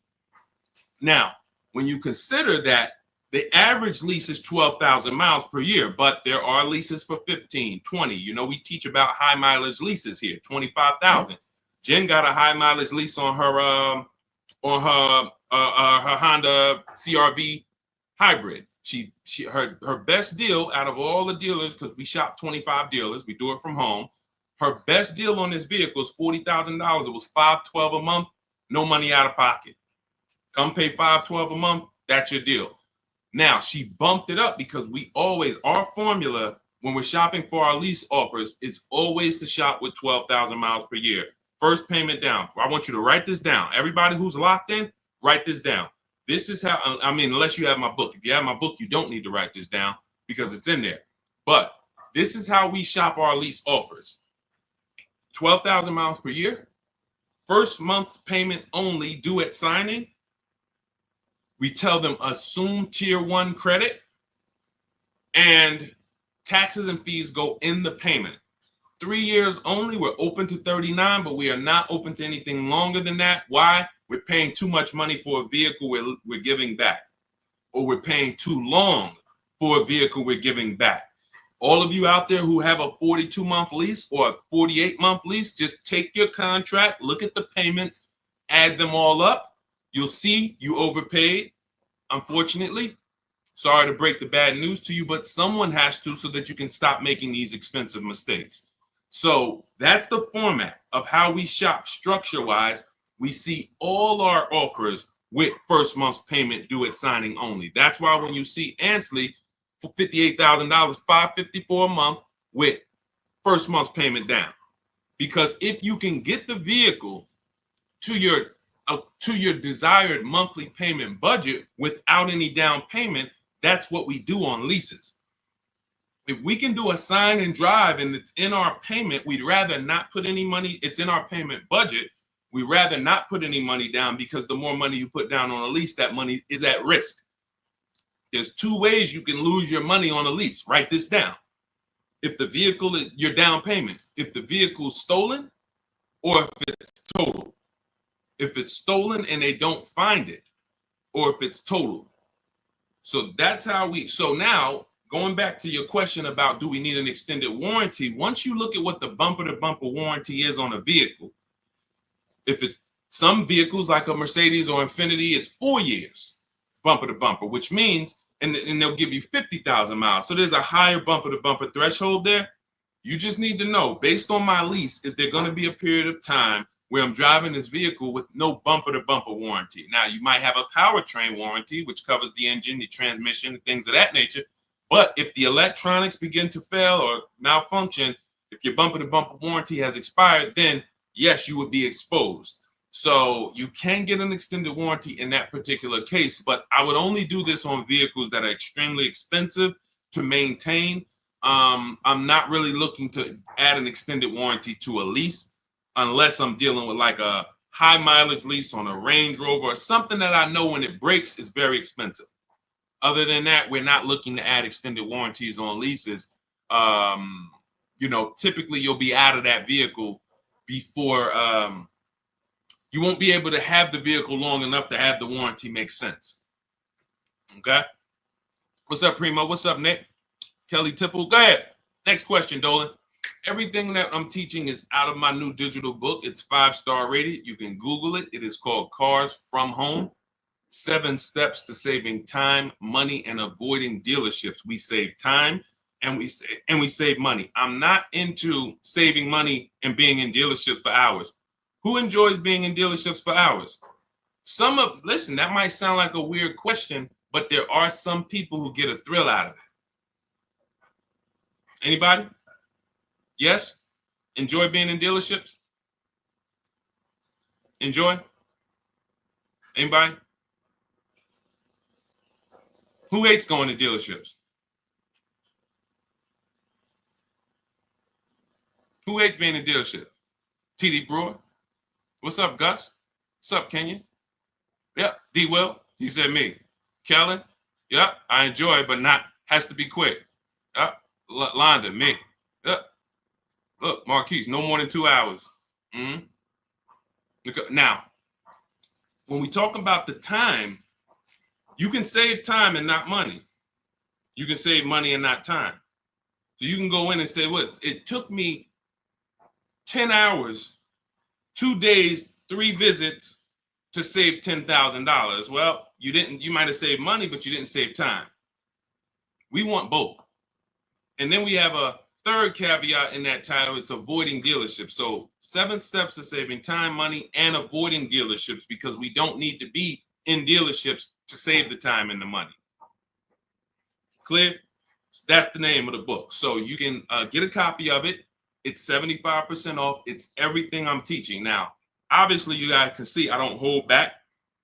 So it's not like, hey, my best stuff is in the book. We do have calculators in the book that obviously I can't, give you here. We've designed calculators, but you can get your copy for 75% off because that's my welcome offer. I want to make it a no-brainer for people to be able to get car deals, save thousands of dollars from home. So the welcome offer for 30 minutes is 75% off. It's normally $97, but it's a digital book as well. So it'll be in your inbox by the time we end this stream. You can get your copy in my TikTok bio, my Instagram bio, the YouTube comments, or the Facebook comments. And make sure as soon as you pay, you screenshot that thank you page, and then you download your book, because there's an actual link as soon as you pay. You can save it to your phone, to your computer. Okay? How can I pay off my car quick? This is a money situation. I mean, that's a question for Google. You can actually, some people say there's ways that you can make your payment twice a month or on certain day of the month, or I think the whole thing about the way most loans are structured, that whole tell them to apply it towards principal. I don't know if that's still accurate or not, but this is a money situation. So if your payment is $350 a month for 6 years, if you don't pay more than $360 a month for 6 years, then the car is going to take 6 years to pay off. If you have additional money and you want to throw it at the car to pay it off quicker, then have at it. I don't know if there's anything else that I could add to that. Go ahead, Dolan. Let's go. Marilyn Birdman, good to see you. Shout out to the TikTok crew checking in. All right. Do leasing numbers work when we're driving more miles, though? Sure. First person I ever saw had a high mileage lease when I was a manager at Hyundai for 6 weeks. He returned his Sonata. It had 72,000 miles on it. It was a 3-year lease. And when I saw it, I said to myself, I couldn't believe he had leased it. And he explained to me that that's all he did. He was in sales and he was always leasing because he was tired of the negative equity. Negative equity is when you owe more on your car than it's worth. And some of you, every single transaction you do, you have negative equity. You don't realize that the cause is you don't lease. Unfortunately, you're losing money, thousands of dollars, because your cars are depreciating, and then you go and trade them and you take the loss. That's not supposed to happen. See, the things that are normal that you think are normal, I'm here to tell you they're not normal. And there's people, thousands of people that, thank God, they are learned, because they've been hitting you guys with bad information about leasing since the beginning of time. Now, don't get me wrong, leases at some point, at one point, there were bad leases, and they were bad lease structures. You had balloon payments that people didn't know. There were different types of leases, open-ended leases, closed-end leases. Now the leases are set up where it is the best thing in the world if you're not keeping cars 8 years. And if anyone's not keeping cars 8 years and you're not leasing, you are losing thousands of dollars. Facts. I can prove it. I bet if anybody took me on their show and just gave me a whiteboard or a chalkboard and said, hey, can you prove in 10 minutes or less that anyone who's not leasing, but they're not keeping their cars 8 years, they're losing thousands of dollars? I said, man, I don't even need 10 minutes. Give me 6. Because all I'm going to show you simply is the fact that someone like Ansley, who gets a 1% lease, he's paying $554 a month for a $58,000 car. Now, some of you know, let me ask a question to the community. Shout out to the new people. I know we got some first-time people on here, but this is a question for the people. I want to see, maybe we don't know. If we got some people on here that know this, how much is every $100? I gave it away. So every $5,000 that when you're looking at a car, every $5,000 in that vehicle, loan-wise, you're going to pay $100 a month. So looking at this car right here, which is $58,490. Roundabout, that's going to cost us about $1,100 to $1,200 a month. Even before taxes, we ain't put tax on there, but let's just assume, just looking at that $58,000 number on a 5-year loan. 5-year loan, that would cost us about $1,200 a month. So if that number would cost us $1,200 a month, and Ansley's paying $554 a month, how long does you see what I'm saying? I'm literally putting the let me put this image down. As soon as I put those two up, I'm just going to put the actual chalk down and walk away from the board and let people look at that and let them soak that in. 2 people, both got Infinity trucks. One leases it for $554, no money down. Another person gets the identical truck and leaves the dealership paying $1,100-$1,200 a month. Sit that right there for you guys. And I will let them look at that and say, wow, okay. Come up with their questions, because their programming is going to make them say, well, but he's leasing it. And okay, so now let's address the follow-up things. If this person is leasing and paying half of what this person is paying every month, then what stage does the person who bought start to win? And in which case we'd add up those payments, we'd see, and it comes out to 8 years. Because once you put those payments up, it's going to take you so long to catch up with me if I'm paying $554 and you're paying $1,100. That's it. The first thing that should get you with leasing is, wait, I could drive this car for this payment? That's the first thing. There's more to this than that. There's more to this than that. But the first thing that should attract a person, make their ears peak up, is I'm driving that same car and you're spending $300, $400, $500 a month less than me. Welcome, Marilyn Birdman. I see you. Welcome. I see the new follow. Thank you. That should be the first question that comes in your mind is, wait, something's off. So now let me get my questions answered, because if you're driving a vehicle for $300, $400, $500, $600 a month less than me, and I got the same vehicle, now I have questions. Can I drive as much as I need to over the next couple years? Sure you can. Okay. What if I need to drive 20,000 miles a year? Okay, well, the payment goes up slightly, but you're still way less. Instead of being $400 a month less, you're $350 a month less, or now you're $300 a month less. So no matter what, leasing is a play for payments and brand new cars. Every lease you get is a brand new car. Some people ask that, oh, well, can you lease a used car? Yeah, it's not a mainstream program. 99.99% of leases, you're driving off the lot in a brand new car, paying less than people are paying for used cars. Similar, recent model 3-4 year old used cars, I'm going to pay less than you, and I'm going to drive a better car than you. That's what we just did. I got my wife, we leased her a brand new QX60, and we kept the pre-owned one. Her payment on the brand new one is less than the pre-owned one. The pre-owned one is 2020. The new one is 2025. What world can you make that make sense for me? First thing is the payment. Then you can understand the rest later. All right, go ahead, Dolan. See, when I see people, y'all remember those TikTok videos that went viral a couple years ago, and they were going into dealerships and they were asking people what their average car payment was? Did anybody see that? Let us know, chat.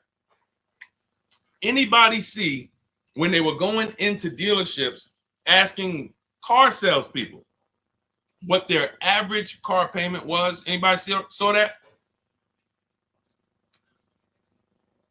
Because that's right around the time the information was going viral that the average American car payment was over $1,000.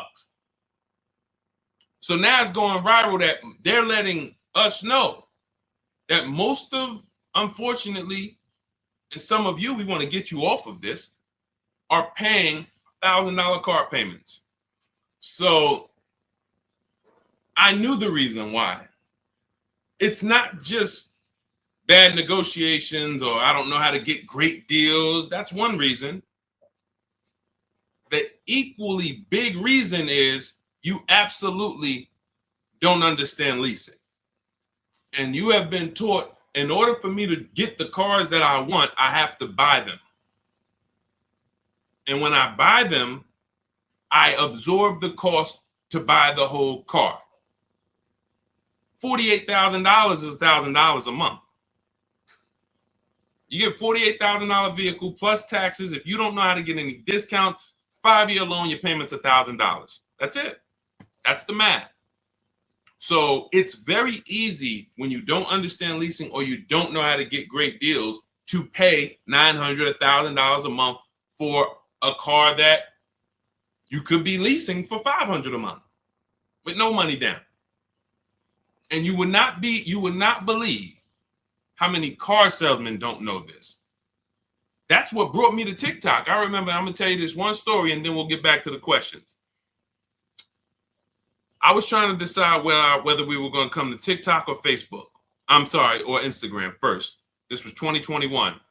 And a guy hit me. I was making videos on Facebook, had a couple 100,000 views, maybe 4,000 followers. nothing huge, but you know, and I could see that's when Facebook was dying. It was before Reels. And somebody DM'd me and said, "Hey, this Deshone, it's this guy on TikTok, and he's doing real well, man. He reminds me of you. He like makes these videos trying to educate people about cars and things of that nature. He's a car salesman." I said, "Okay, let me check him out." So I check him out. He's an older guy, and I said, "I like this. God bless. We need more people like this. We need more people who are gonna advocate from the inside to help consumers, you know, realize that y'all are getting scammed." And you need financial literacy, and you need to know how to avoid these huge mistakes. But then I watched about 10 videos, and I was loving this guy. But then somebody asked him a question, and they said, "Hey, could you tell us about leasing?" And so he said, "Nah, you don't want to lease your cars. They limit you on mileage. You know, you're going to get a ton of fees when you drop it off in 3 years. Just buy your cars." God bless. That was my decision right there made. I said, I'll be on TikTok tomorrow. Because I said, if this guy has 160,000 followers and this is what he's teaching people, oh no, Lord, we got to get here. And began to teach, and we have balanced toward leasing and purchasing for the last 3 years. And so this is what's out here. That's a car salesman. That's a guy who's in the business every day who has no idea about leasing. So if the people who are supposed to be helping you make great financial decisions aren't trained, you better be trained.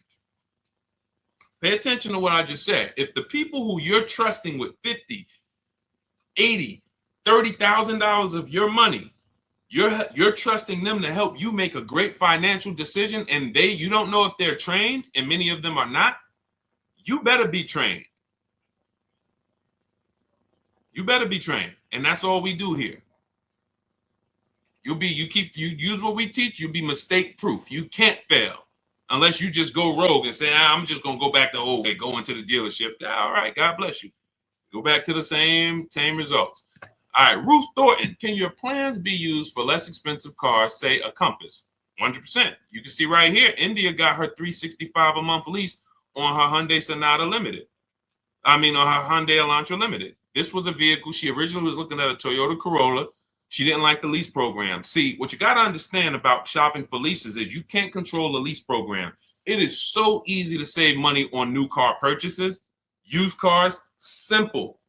Because there's nothing but find the dealer with the best deal. That's simple. We use the internet. So like I said, if you can't use the internet, if you're not comfortable with a computer, then I'm sorry, this isn't for you. But if you can use the internet, then you can put that back up, Dolan.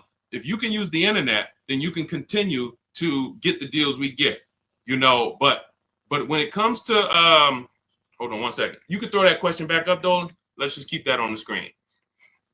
So, but when it comes to lease programs, you need there's something we can't control, which is what is the rate, the money factor, the residual. If it's bad, it's going to lead to a bad lease deal. It doesn't matter. We shop. This is my recommendation. You don't have to listen to it. You're an adult.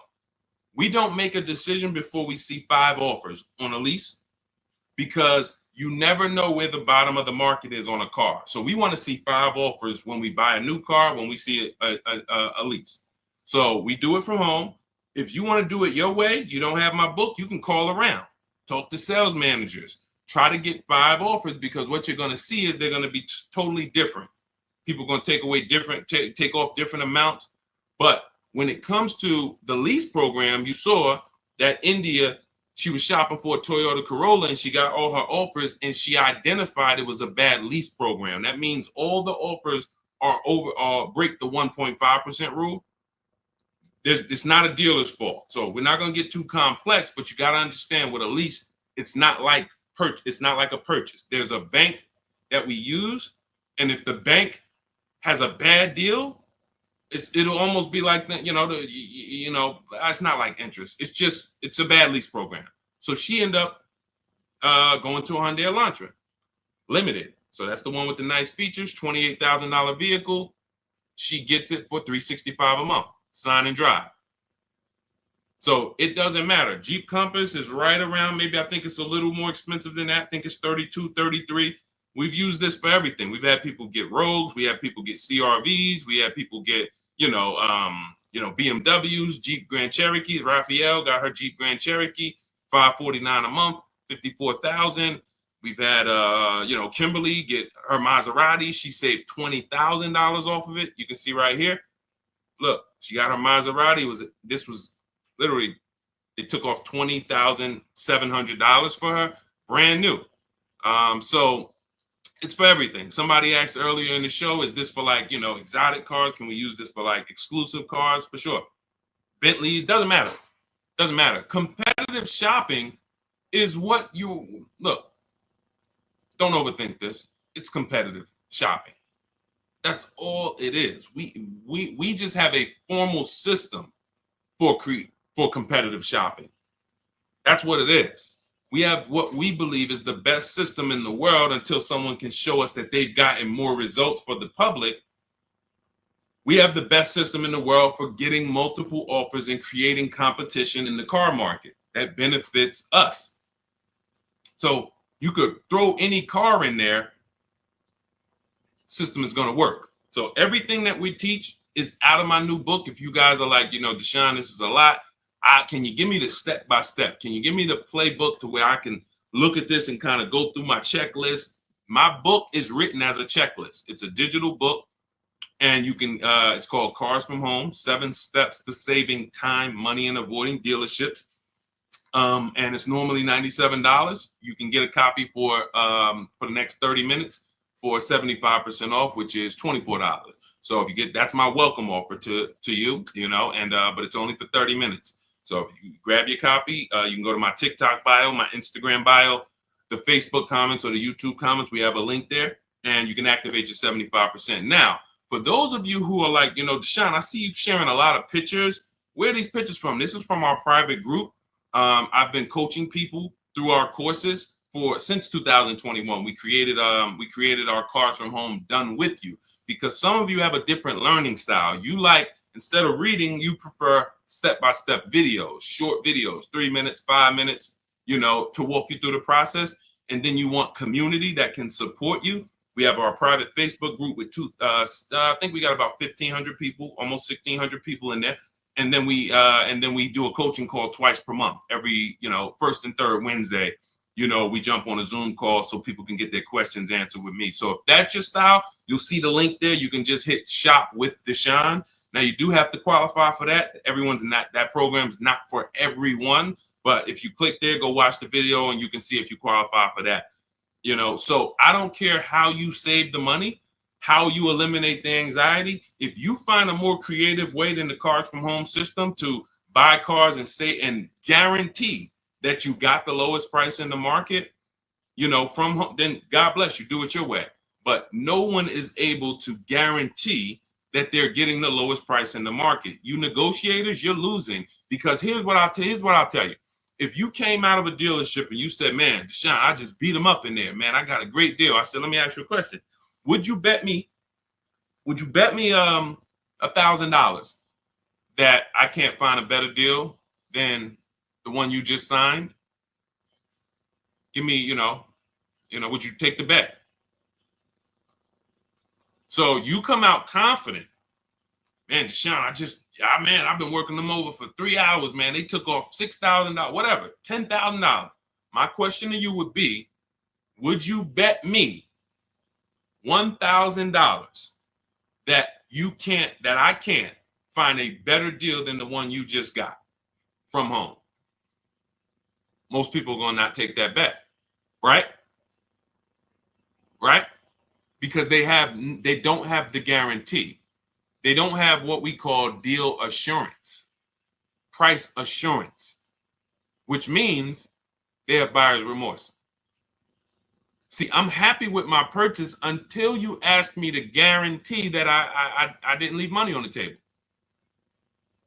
But watch this. What you're going to be doing different is you're going to be so confident in the way dealers are bidding. When my dad picked up his Palisade yesterday, when we got this Infiniti a couple weeks ago, We guarantee you. I come at that dealership with my new vehicle, and you can say, hey, bet me some money. Would you bet me $1,000 I can't find a better deal than this? And I would say, can I bet two? Can we go double or nothing? I mean, or can I double? Can we put a little bit more on the line? That's how confident you're going to be when you actually start to use a competitive system where you can look at several offers from home. Another thing our system does is make you see that, okay, 4 out of 5 dealers are overpriced. See, you hear people say, oh man, I went to Nissan, they're overpriced. Nissan want too much money for the Altima. No, you went to one Nissan independently owned franchise and you got a price from them. You didn't go to Nissan. You're not dealing with corporate. You went to one franchise. That's like going to one McDonald's and you had a bad experience. And McDonald's is not good. They don't treat us good. No, that one McDonald's on Main Street in this city, you didn't have a good experience with. Every single dealer is different. Some of them owned by the same people, but they still compete. So what you are going to do now with the Cars from Home system, whether it's the book or whether it's, listen, and look, you do it your way. But if you don't start to create competition, you'll never get rid of your buyer's remorse. You're never going to have price assurance and confidence that you didn't get scammed, that you didn't overpay, that you didn't get enough money for your trade-in, that you didn't, we didn't get the question yet today, but hey, is this a good interest rate, Deshone? Like, all of this stuff is buyer's remorse questions. When I drive my car off the lot, that's why people don't talk about the price they pay when they leave. Once we drive our car off the lot, I never want to have buyer's remorse concerning price, and I'm never going to have it. But if I was to ask you about the price on your car, hey, can I see, I run into people. I was just at the dealership yesterday. I was coming outside and the young lady was out there. She said, oh, hey, I follow you on TikTok. I said, hey, God bless you. I said, you picking up something here? She said, yeah, I'm getting this used car, but then they like the price online was 19 or 16, and then they telling me all in is 21. And I said, you didn't verify fees before you came? She said, no, well, I got the cheat sheets. Got the cheat sheets. You didn't see the videos? I made tons of videos. You must ask. The only 3 fees. Write these down. If you don't have my book, write these 3 fees down on every single car. Used car. These are the 3 fees. Documentation fee, tax, motor vehicle fees. That's it. Everything else is made up, and you need to verify before you go there. You don't do this online and say, and then come into the dealership. That's why they do it. They do it because they know people are going to see that price, not even call the dealership, come in, and then get hit with a bunch of fees. So unfortunately, yes, she follows me, but she hasn't gone deep to see that that's a rule we don't break. I will never go to a dealership on a used car without verifying fees before I get there. That's a recipe for wasting your time. Because I'm not going to buy it. I'm not going to buy it. You're not going to get me here, and then I'm not going to $2,500 in fake fees. I'm not buying it. So, because some of you said, well, Deshone, I'll just get up and walk away. Well, the bad thing about that is you still need a car. So what you did is you allowed someone to waste your time, and while the good car was selling, you were there dealing with the bad car. The good car that didn't have the fees and that was the real best deal, you missed that because you're here dealing with this. But from home, on the phone, verifying fees, we know this is the best deal. When I get in the car and drive to a dealership to see a used car, by the time you're getting there, you should know this is already the best deal. And all I need to verify when I get here is that this car drives good. But I know the price because I've done that from home. In my book, we teach a system called the multiple marketplace system. That's how we shop for used cars. It's different than when we shop for new cars because with used cars, there's a couple things you have to know. You have to know this. You have to know the title history. Write these things down. I'm wondering who's writing it down, but I can't worry about that. I know this. I just gotta, I remember. Never mind. I'll go off a tangent. So you need to know the service records. You need to know the accident history, and you need to know what the title looks like. That's how we screen down for quality. The quality of the car. Is it a rental? Is it a ex-loaner? Is it a corporate lease? Is it a hang on, my alarm was going off. Is it a salvage title? Is it a rebuilt title? These things are not the same. So we need to look at that title, the service history, and the accident records, and then we move into looking at price. And so and some of you, who's bought a used car in your life? I'm going to tell you something right now that I guarantee you're going to be like, wow, that makes sense, but you've never did it. If you bought a used car before in your life, I want you to type the letter U. I want to specifically talk for a quick second before we go to the next question to the people who have bought a used car or you're planning to. Type the letter U. Because if we don't have, okay, I see you, Ty. Everyone if you have bought a used car or your next vehicle you're going to be shopping for is going to be a used car, type the letter U. I see you, Marcus.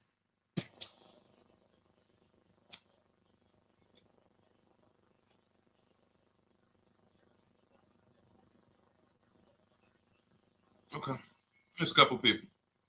When you look at a used car, the most important thing to determining if you're overpaying is to know the original price.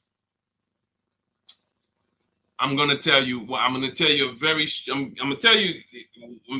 what I did with my used Infiniti that we got a couple years ago, and you'll see why this makes sense. When I was narrowing my search, I told you how we narrow the search. We narrow it from accidents, service records, title history, but then we narrow it down. You put your mileage in there. Narrowed it down to 4, and I was looking at 4 white Infinitis. They look similar, and they were all between 30 and 32,000, so they're pretty close in price, between 30 32,000 in that window.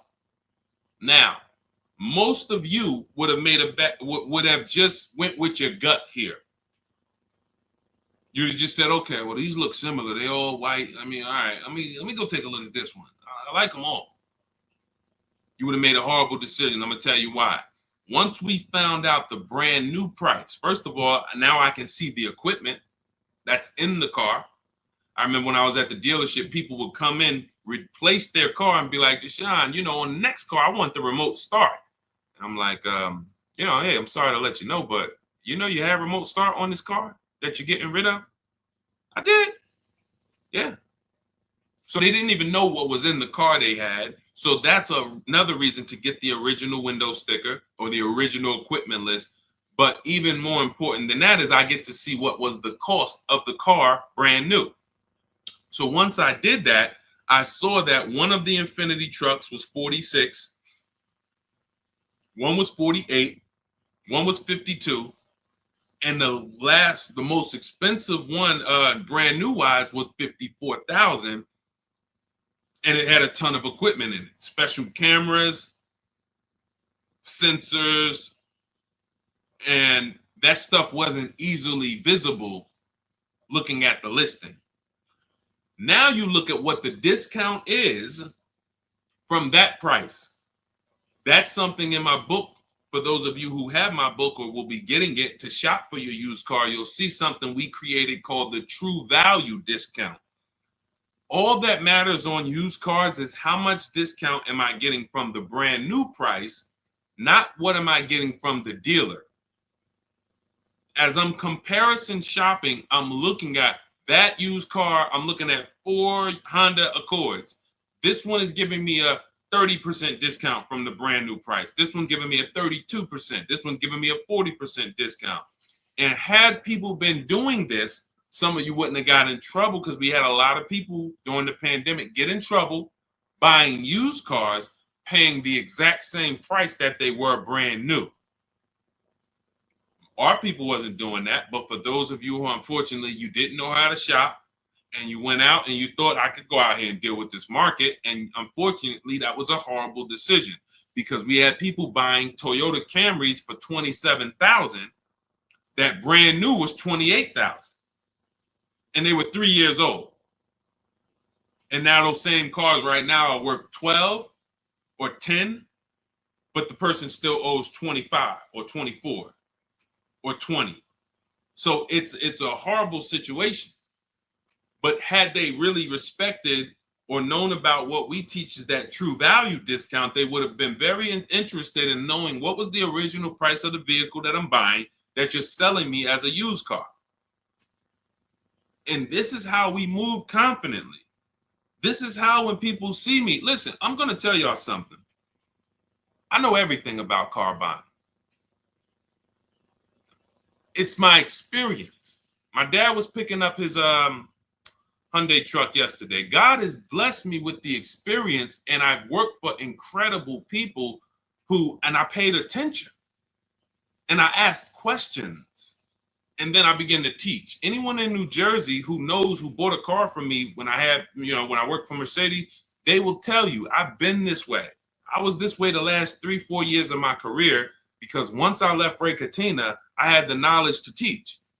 So now, my dad's picking up his vehicle yesterday. He's signing for the Palisade. And he calls me. He said, Deshone, I thought you said the first month's payment was included. I said, it is. I said, all right, I'll be right there. He's taking a shot. That's what they're supposed to do. I don't blame them. All the best finance managers take a shot. What does that look like?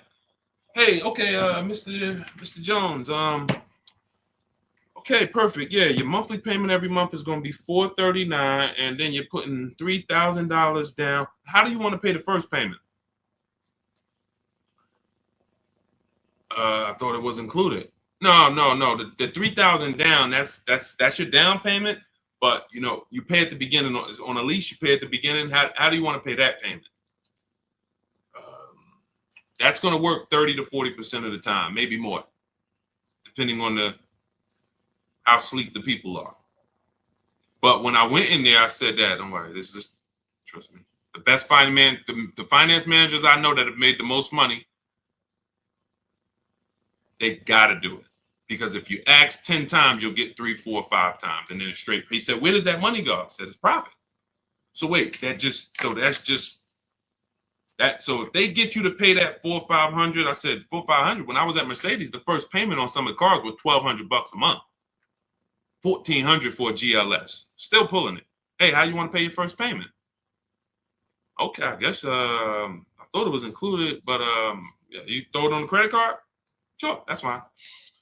All right, so yeah, we'll get you out of here in like 10 minutes. Let me just take care of this paperwork, and you literally just got the $1,200, $1,400. He just couldn't believe. That's why when we left, he said, man, I really see you know this stuff.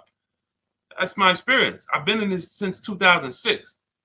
I've got more time in dealerships and in finance offices and things that is, and I ran my own. So when I'm giving you the game and you say, man, I get to access what this guy knows for $97 in his book, or if I get there and get a copy before the welcome offer expires, I get it for $24.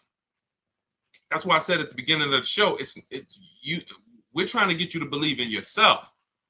This is step by step from home.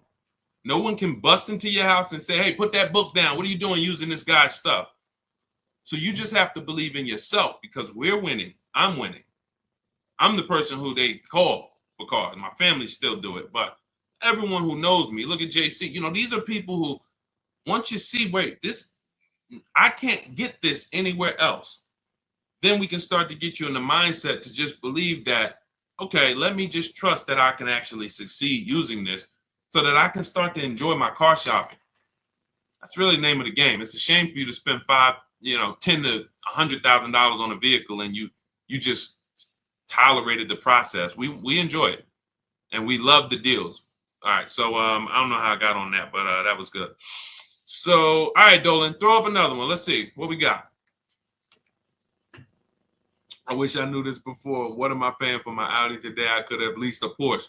JC, I like that. Hey, listen. JC said, I wish I would have known. Unfortunately, JC didn't know about leasing. And again, I would say, JC, 17 million new cars are sold in America every year in a healthy market. 40 some odd, maybe 42, 45 million are used cars are sold every year in a healthy market.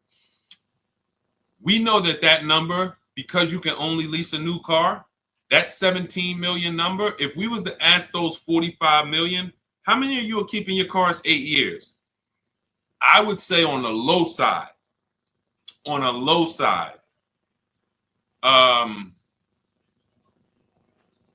at least 30% would say, no, I'm not keeping this 8 years. So that means out of that 45 million who are buying used cars, or you take some of the 17 million that bought brand new, but I feel like that 17 million new cars every year should be like 30 million. It should be at least another 10 million people who are leasing because they're not keeping their cars, but they just don't know how much money they're losing. And your story reminds me of my neighbor. My neighbor, he had a Kia Telluride, the Kia truck, the Kia SUV, and he was financing it. So $44,000 vehicle. So his payment is around, it's over $800 a month. If you're not doing any money down. Now, again, I don't know if he put money down. I just know he might have put 10, 15, 20 grand down and dropped his payment. But if he didn't, but that vehicle is $800 a month, $45,000. Even if he took a 6-year loan, that's $800 a month. Wife totaled the vehicle, had an accident, car gets totaled. He says to me, Deshone, we just met. We met in the last, 18 months. So he was like, when I bought the car, I didn't know about this 8-year rule you teach. 8-year rule is step 1 in my book. Our system, the Cars from Home system, is 7 steps. The 8-year rule is step 1. The 8-year rule just says if you're not buying your next car to keep 8 years, if you're not keeping your next car 8 years, you should be shopping for a below market lease, not a purchase. That's the 8-year rule. If you are keeping your next car more than 8 years, then you should be shopping for a below market purchase. So he said, I didn't know about that. And, but I'm not keeping this. I don't keep cars 8 years. So, he said, so I think I'm gonna shop for a lease on this Telluride. Again, he's in a rental because his wife totaled the Telluride. He wants another Telluride. But he gets so he decides to lease, and then he uses the system. Sorry, I just threw me off there. He uses the system. His new Telluride he gets for under $500 a month. Under $500 a month. I think he originally got it for like $497. Then he put a little money down because he wanted it to be like $479, if I'm mistaken, or maybe he lowered the amount. His final payment is $479. He did not listen. You don't have to convince his wife or him anymore about leasing. When you were just driving a vehicle that you weren't going to keep anyway, that when you went to trade it in, you would have had little to no equity, maybe even negative equity. So you're going to pay all that money, $800 a month, go to trade that vehicle in 3 years, break even. So you didn't get anything back from all those thousands you put into that depreciating asset. Now, I'm in the same vehicle. In fact, I'm in a 2025 and I'm paying $479. That's what we said 30 minutes ago. Leasing is the first thing that should make, like you just saw JC. That's why we had JC's comment up, because this story is about him. He said, what I'm paying for my Audi that I finance, I could have leased a Porsche. And we've had several people who got who came into, I remember Crystal's one of them. She got a Porsche Macan, and she got hip to leasing, JC, but she didn't get hip to competitive offers. So she was watching some of my stuff because she was shopping for the vehicle to buy, and then she got hip to, okay, I want to lease, and then she started looking at the lease offers, and I think they wanted like $1,200 a month that they had quoted her. She comes in, she gets her competitive offers. She gets it down to, man, let's see, can I find Tracy? It'll take too long. I'll share her on another stream because it's a bunch of, I don't usually share stuff from like last year, or because we have people, you know what I'm saying? We're in the market every day. So we're talking about 2024s, 2025s. You know what I'm saying? But I can pull a story from 2023 or from some 2022, you know. I always use Bonita as an example because people be like, yo, the market's bad. Can we get good deals? When, listen, we were in mid-pandemic when people were paying. I remember during the pandemic, if you know anyone who had a Kia Telluride during the pandemic, they were paying upwards of $5,000 and $10,000 over a sticker to get them. Some people still have them and are still buried in them, because that's how much they overpaid to get these vehicles. Meanwhile, Bonita came in, no money down, got a Kia Telluride, her dream vehicle, she said $600 a month, sign and drive. That was in the world's worst car market. We were still getting people posting cars and getting deals. So it's just, that's what we call deal structure. These are deal structure mistakes. So you could be the best negotiator in the world, but without competitive offers, you're going to overpay. You could also get competitive offers, but without the right deal structure, you're going to overpay. Deal structure is, am I supposed to lease this vehicle or am I supposed to buy it? And if you just remember the 8-year rule, ask yourself that question, am I keeping this next car 8 years? If you are not, then if you purchase, you lose. Even if you buy a used car, because I know some of you, I know the thoughts, I know what you're thinking to try to get yourself out of, you know, embracing this new teaching. Because you're like, Deshone, no, I just taught against leasing. I just taught that I shouldn't do that. I'll get a used car though. So don't I win if I get a used car? I got this. I was going to replace this 2020 Infiniti truck that I got. I got a great deal on it. It was $54,000 brand new. I got it for $31,800. It was a 42% discount off the brand new price. It was the best 2020 Infiniti truck in the market at the time. It had a bunch of features for the same price as all these other cars that didn't have them. So I got that vehicle. It had 26,000 miles on it. It had 14 months left on the warranty. Phenomenal deal. I put $5,000 down to get my payment to where I wanted it to be. I financed about $27,000 or whatever it was. 2 years later, I say to myself, I'm about to break my own rule. What does that mean? Me and my wife have leased cars. Sometimes I would buy one, but we've always had a lease in the house. We've always had a lease. That's hassle-free, low car payments, no maintenance, never got to worry about not having a warranty. So now I'm like, man, you know what? I think because you buy a vehicle you're in love with, your dream vehicle, and this wasn't it. So I'm like, all right, you know, when I get my Escalade and things that I know that I'm going to keep for 8-10 years, then that's the vehicles you buy. But vehicle, I'm like, I'm not going to keep this Infiniti 8 years.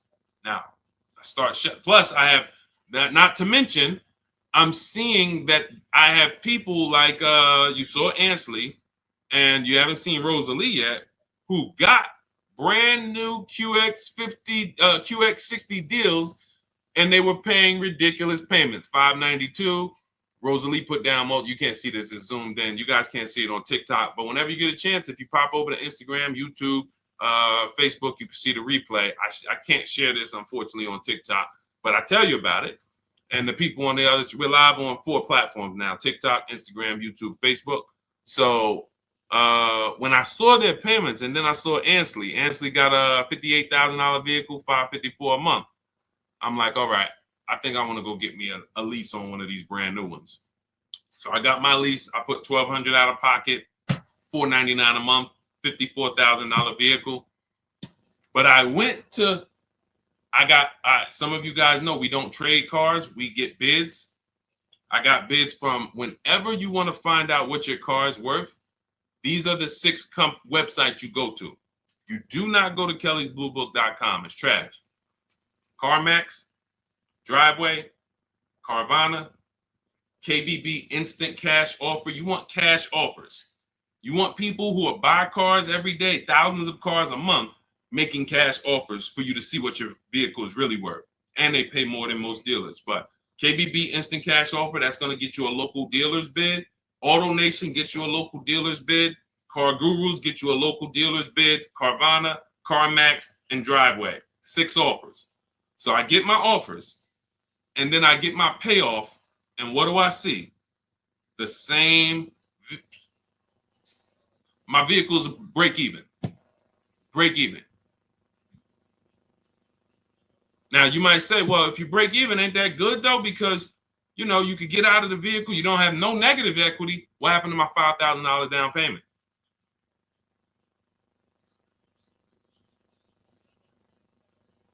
So I'm watching people who I'm teaching who are out there shopping the market, pulling up in their brand new vehicles. And I'm like, now this is the same vehicle that I have a 3-year-old version of. And I'm like, wow, we have the same car payment or similar car payment. So some of you who think you're going to get, I buy used cars. That was the whole purpose of why I went here. Deshone, I buy used cars though. Well, you didn't get a great, you didn't get a great, if anything, I got as great a used car deal as you would get. It's not better considering what I saved off of it. I put $5,000 down, you know, 6-year loan, because I plan on keeping the car. 2 years later, we look up, $5,000 down payment's gone. You can get out of it, but you not only did you know, and that's the deal. When you buy a used car, thinking you're gonna escape the 8-year rule, yeah, Deshone, I'm not gonna lease, but I'm gonna get me a used version. And all you do is pay the same money to drive what a person who's got a great lease deal pays to drive a brand new one. And yours is gonna have issues because you're not gonna have a warranty. And then you had to deal with that. So I put tires on the car. I didn't even include my $5,000 down payment. I didn't include that I replaced the tires and the brakes on the vehicle in the last 2 years. So let's say $7,000 that if I sold, I take the $7,000 loss.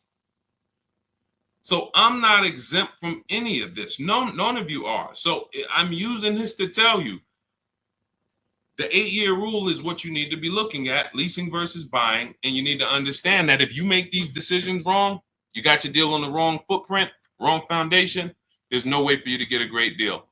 You must ask yourself that. It's a depreciating asset.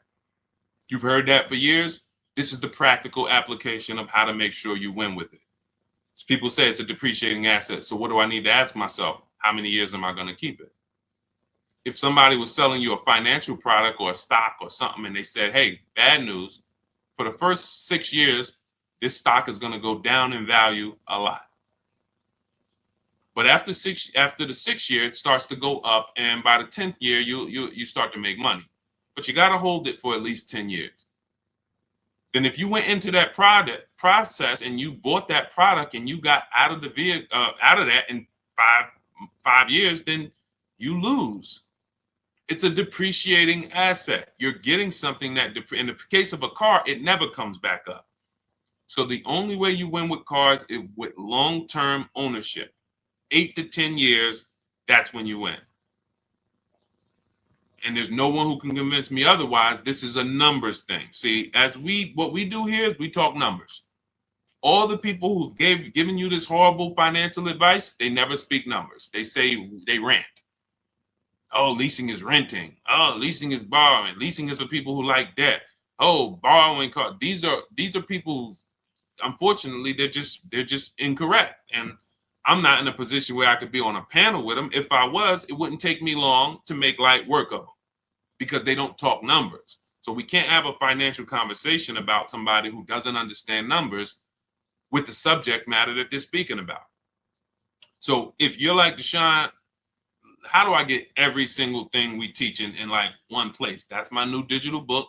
It's called Cars from Home, 7 Steps to Saving Time, Money, and Avoiding Dealerships. It's normally $97. It's 5-star rated. You can Google it.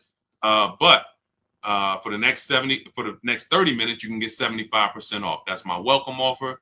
That means you'll get it for $24. But if you get there, you got to get there before the timer hits 0. Once it hits 0, the price does go up to $97, and it's worth every penny.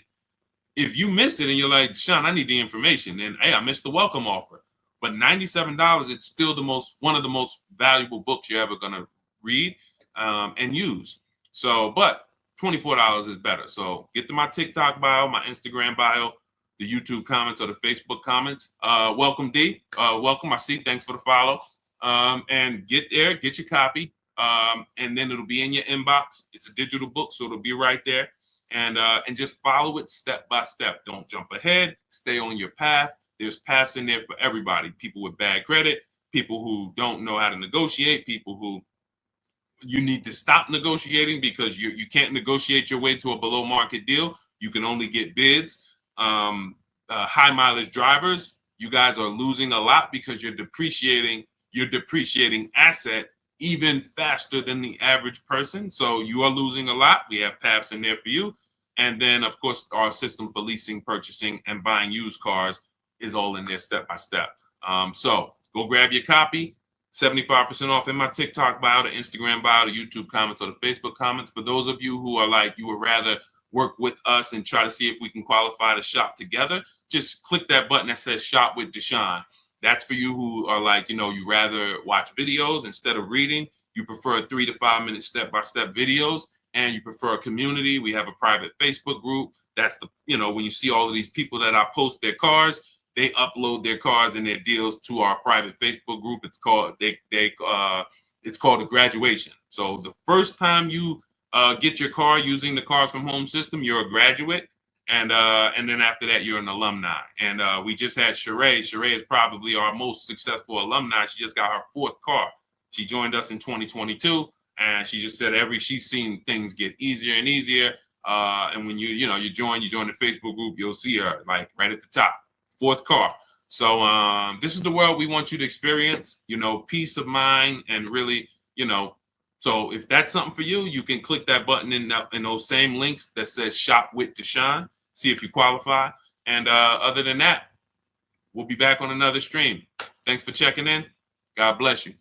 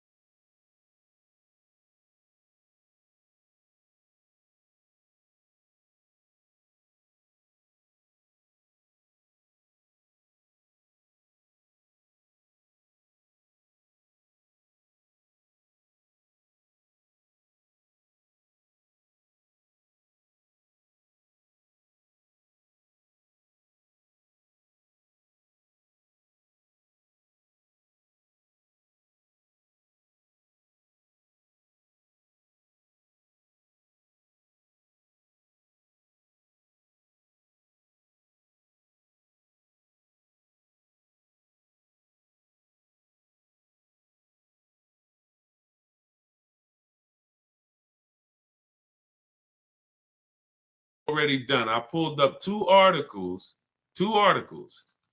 and I've been warning people to sell their electric vehicles before the election. If you go to Google and you just type in this simple term, electric vehicle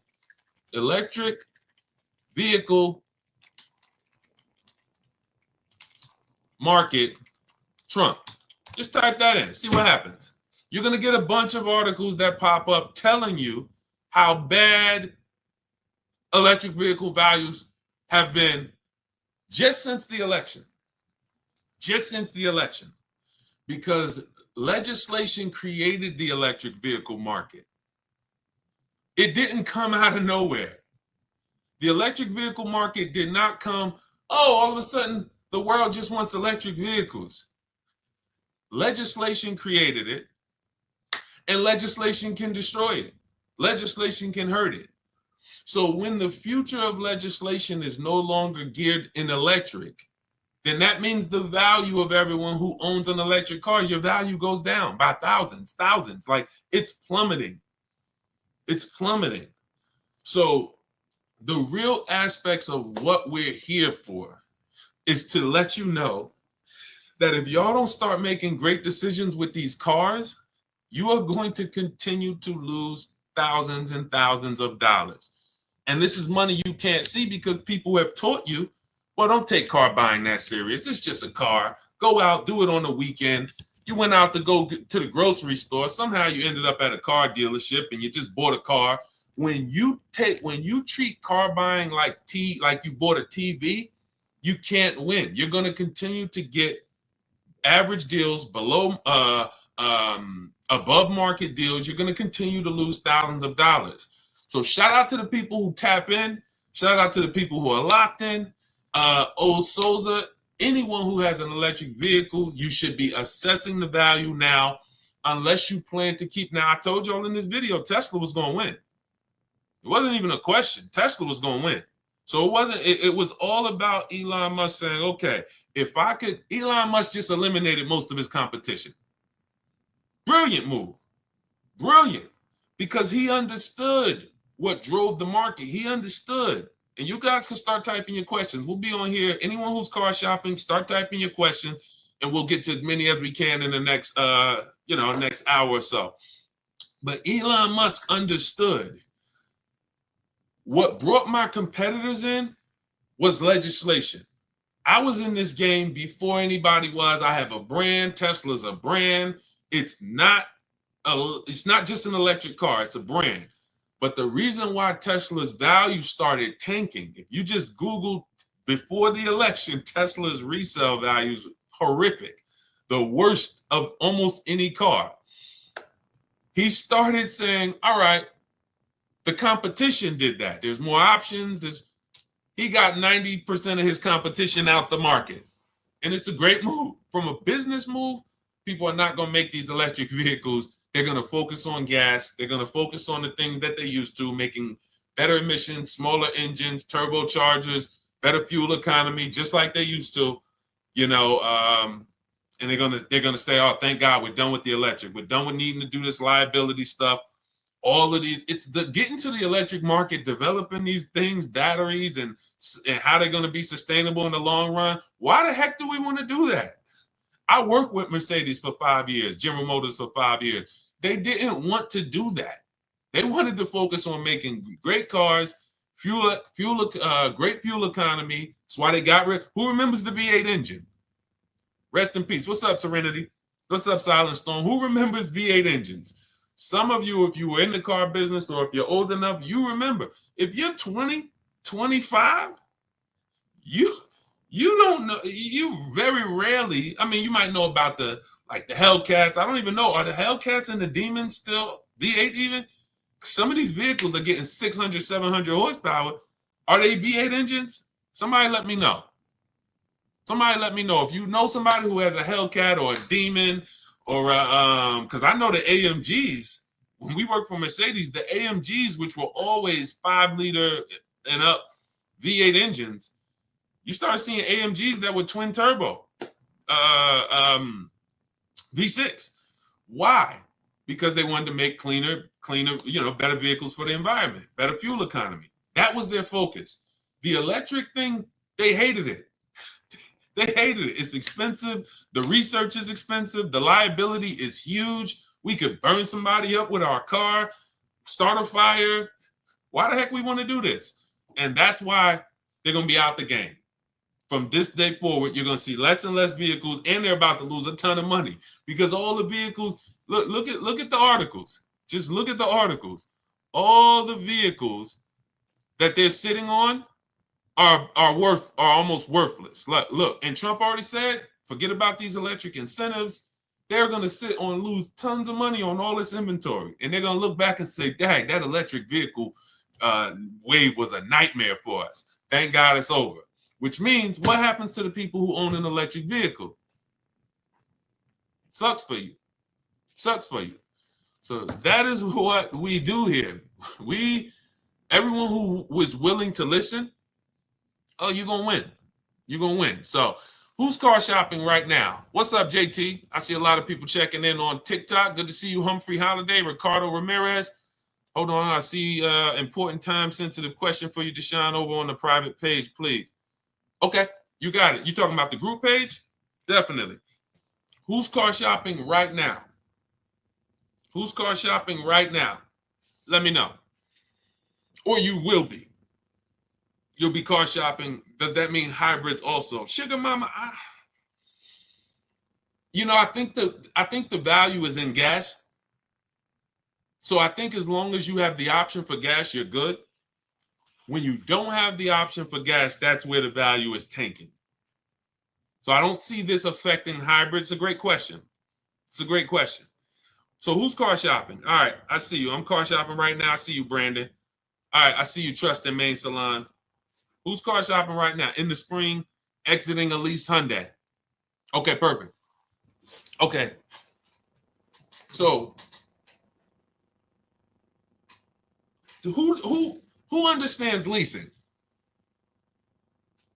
Type me if you understand lease. Matter of fact, here's a better question. Who doesn't lease? Who doesn't lease? You just would, whether you were taught never lease, you don't understand it, you had a bad experience with a lease. Who doesn't lease? Who doesn't lease? Because I am seeing that, thank God, a lot more people are being exposed to new knowledge. I drive too much and I have a dog. See, that doesn't matter. See, the best thing we can do right now is understand every way to acquire a car. Because how have I've kept thousands of dollars in my household by knowing all the ways to get cars. I'm going to tell you what I mean.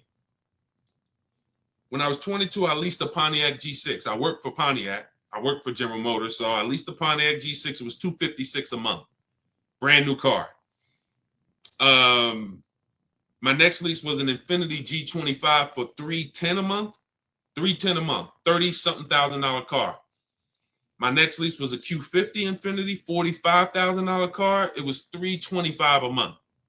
My next lease was I had 3 Q50s in a row. I had one the first year it came out, 2014. Then I had a 2016, and then I had a 2019. 3 Q50s. Payment was $345, $365, and I think my last one was like maybe $390. Never over $400. Why is this so important? I watch my friends drive garbage for $500 per month. And when I say garbage, I mean vehicles that were, let me give you an example. And I don't mean, let me be clear. This is how big of a difference below market leases are, because people don't know how to get them. Somebody was on my page earlier talking about, hey, these lease prices that he talks about getting are not possible. They're not possible for you. I said, bet me $1,000. I said, you want to bet me $1,000? Jump on my live today. Bet me $1,000. I won't show you 20 people who are getting the same below market lease prices that I talk about. Danielle, Kimberly, Charles on his Palisade. Look, Zafrina on her Jeep Grand Cherokee. Melissa on her Hyundai. Jen. I never heard from them. Why is this so important? Because when you buy a car, you're buying the entire car. You have to pay the entire car, and it's expensive. It's expensive. The reason why, when I watch my friends who had a Toyota, she had a Honda Civic, and she was paying $500 a month because that's what it cost. She didn't get a bad deal. A $23,000 Honda Civic costs $500 a month. That's a norm. That's what it costs. Every $5,000, some of you guys know, is about $100 per month. So she's paying $500 a month. I'm driving a $21,000 Pontiac G6. I'm paying $256. Who understands? Who understands that for any family, paying $256 a month versus $500 a month, it matters. Now, if she was paying $500 a month and she was driving a much more expensive vehicle than me, that's different. We're driving a similar price vehicle. But for some reason, you were taught to buy your cars. Now, there's a place for people who buy cars. We're going to get there. Because some people say, oh, Deshone, should everybody lease? No, they shouldn't. We'll get to you. We'll get to the people who should not be leasing. But we don't have a problem in this country with people leasing when they should be buying. We don't have that problem. Thank God I get to talk to 2 million people all across my 4 platforms. Between TikTok, Instagram, YouTube, Facebook, we got 2.3 million followers. We've been talking to thousands of people for 3 years. I get data. We do not have a problem with people who are leasing, but they should be purchasing. We have a major problem with people purchasing who should be leasing. Major problem. Friend of mine who met me about a year ago, he lives in my neighborhood. He had a Kia Telluride, $45,000 SUV. He's paying about $800 a month. He didn't get overcharged. That's what it cost. Unless you put a ton of money down, that's what it cost. He totals his vehicle. His wife totals it. He said, Deshone, I noticed this 8-year rule you teach, which is if you don't keep your cars at least 8 years, you should be shopping for a below market lease deal, not a purchase. He said, well, I don't keep my cars more than 8 years. I said, so what's your next move? He said, so I should be shopping for a lease. I said, exactly. He shops for his lease. He had a 2022 Kia Telluride. Paying what? What was he paying? Let me see who's paying attention. What was he paying? Y'all know we dialogue here. If you're new here, we'll do a welcome shout out to the new people. But I'm talking to the people who tap in. You know we dialogue. You got to stay close to your keyboard to get a lot out of what we do here. To the people who want to save their money. There we go. 800. Thank you, Sugar Mama. Thank you, Deshone. Thank you. I see you. So he's paying 800. Vehicle gets totaled. See you, Dark Star. He says, all right, Deshone, I'm going to shop for a lease. His best deal when he used our system, he reached out to 25 dealers online. He got more than 5 offers back. His best deal was $479 a month.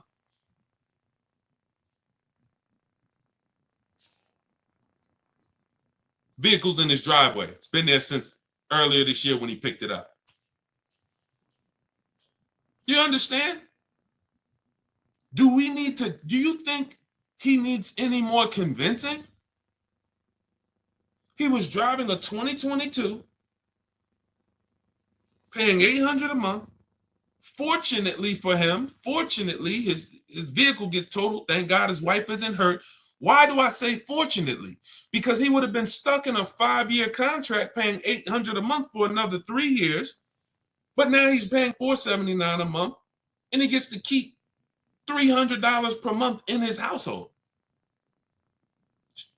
He didn't downgrade. He changed his structure. Who should be purchasing that? Long-term people. 8-year plus. Because when somebody's paying $300 a month less than you for the same car, it takes you a very long time to catch up to them. You got to pay off your car, keep it, because one thing about a lease is you're always going to have a payment. So you're always going to have a payment. So eventually the person who keeps their car a long time, 8+ years, they're going to catch up. Sugar Mama, after the lease, you lease again. See, that's the thing. After I leased the Infinity for 3 years, I went and I got another one. And then I went and I got another one. And see, A long-term person is not switching their cars 8, 10 years. Who has a car outside they've had for at least 8 years? Type me in the comments. If you have a car in your driveway right now, you've had it for at least 8 years, minimum. Type the number of years you've had it. Type the number of years you've had it. Now we're starting to see what we're going deep on the first start of this stream is the foundation of how to get cars. And if you are buying when you should be, type how many years you've had the car. Okay, I see you've had it for 8 years. I see you, I can't see your name, it just says user. If you have a car, because the best thing you could understand before we go out to get great deals is, should I be leasing? Has nothing to do with miles. We're going to get there. Nothing to do with how much you drive. Has everything to do with how long you keep the car. Yep, we'll get there, David. Yep, 30,000 miles a year, no problem. It has everything to do with how long you keep the car. Shout out to the sharers. It's time to hit the like button if you're enjoying what we're doing. Hit the like button. Appreciate you. If you're on TikTok, you know you guys like by double tapping the screen. Every time you double tap the screen, you run the likes up. So think about that. Okay, you got people on here who has, look, Arliss had a car, 14 years old. It's a 2010 QX56.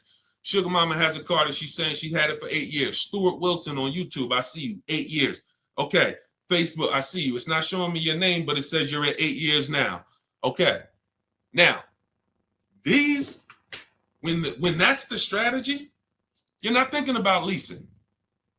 If that's your strategy, all you should be thinking about is, I got to make sure I get a below market new car or used car deal. That's it. I got to make sure I pay less, make sure I don't overpay for my loan. If I'm getting a loan, make sure I get the lowest interest rate. That's your deal. You are not thinking about leasing if you are keeping the car long term, because the reason why we lease is to avoid what I call, remember this, who knows what this is? If you've been on our broadcast, every time I bring this up, type one word, what does this represent? I might have a bunch of new people on here, so I'm not going to assume everyone knows what this represents. This right here is a word that begins with a D. Begins with a D.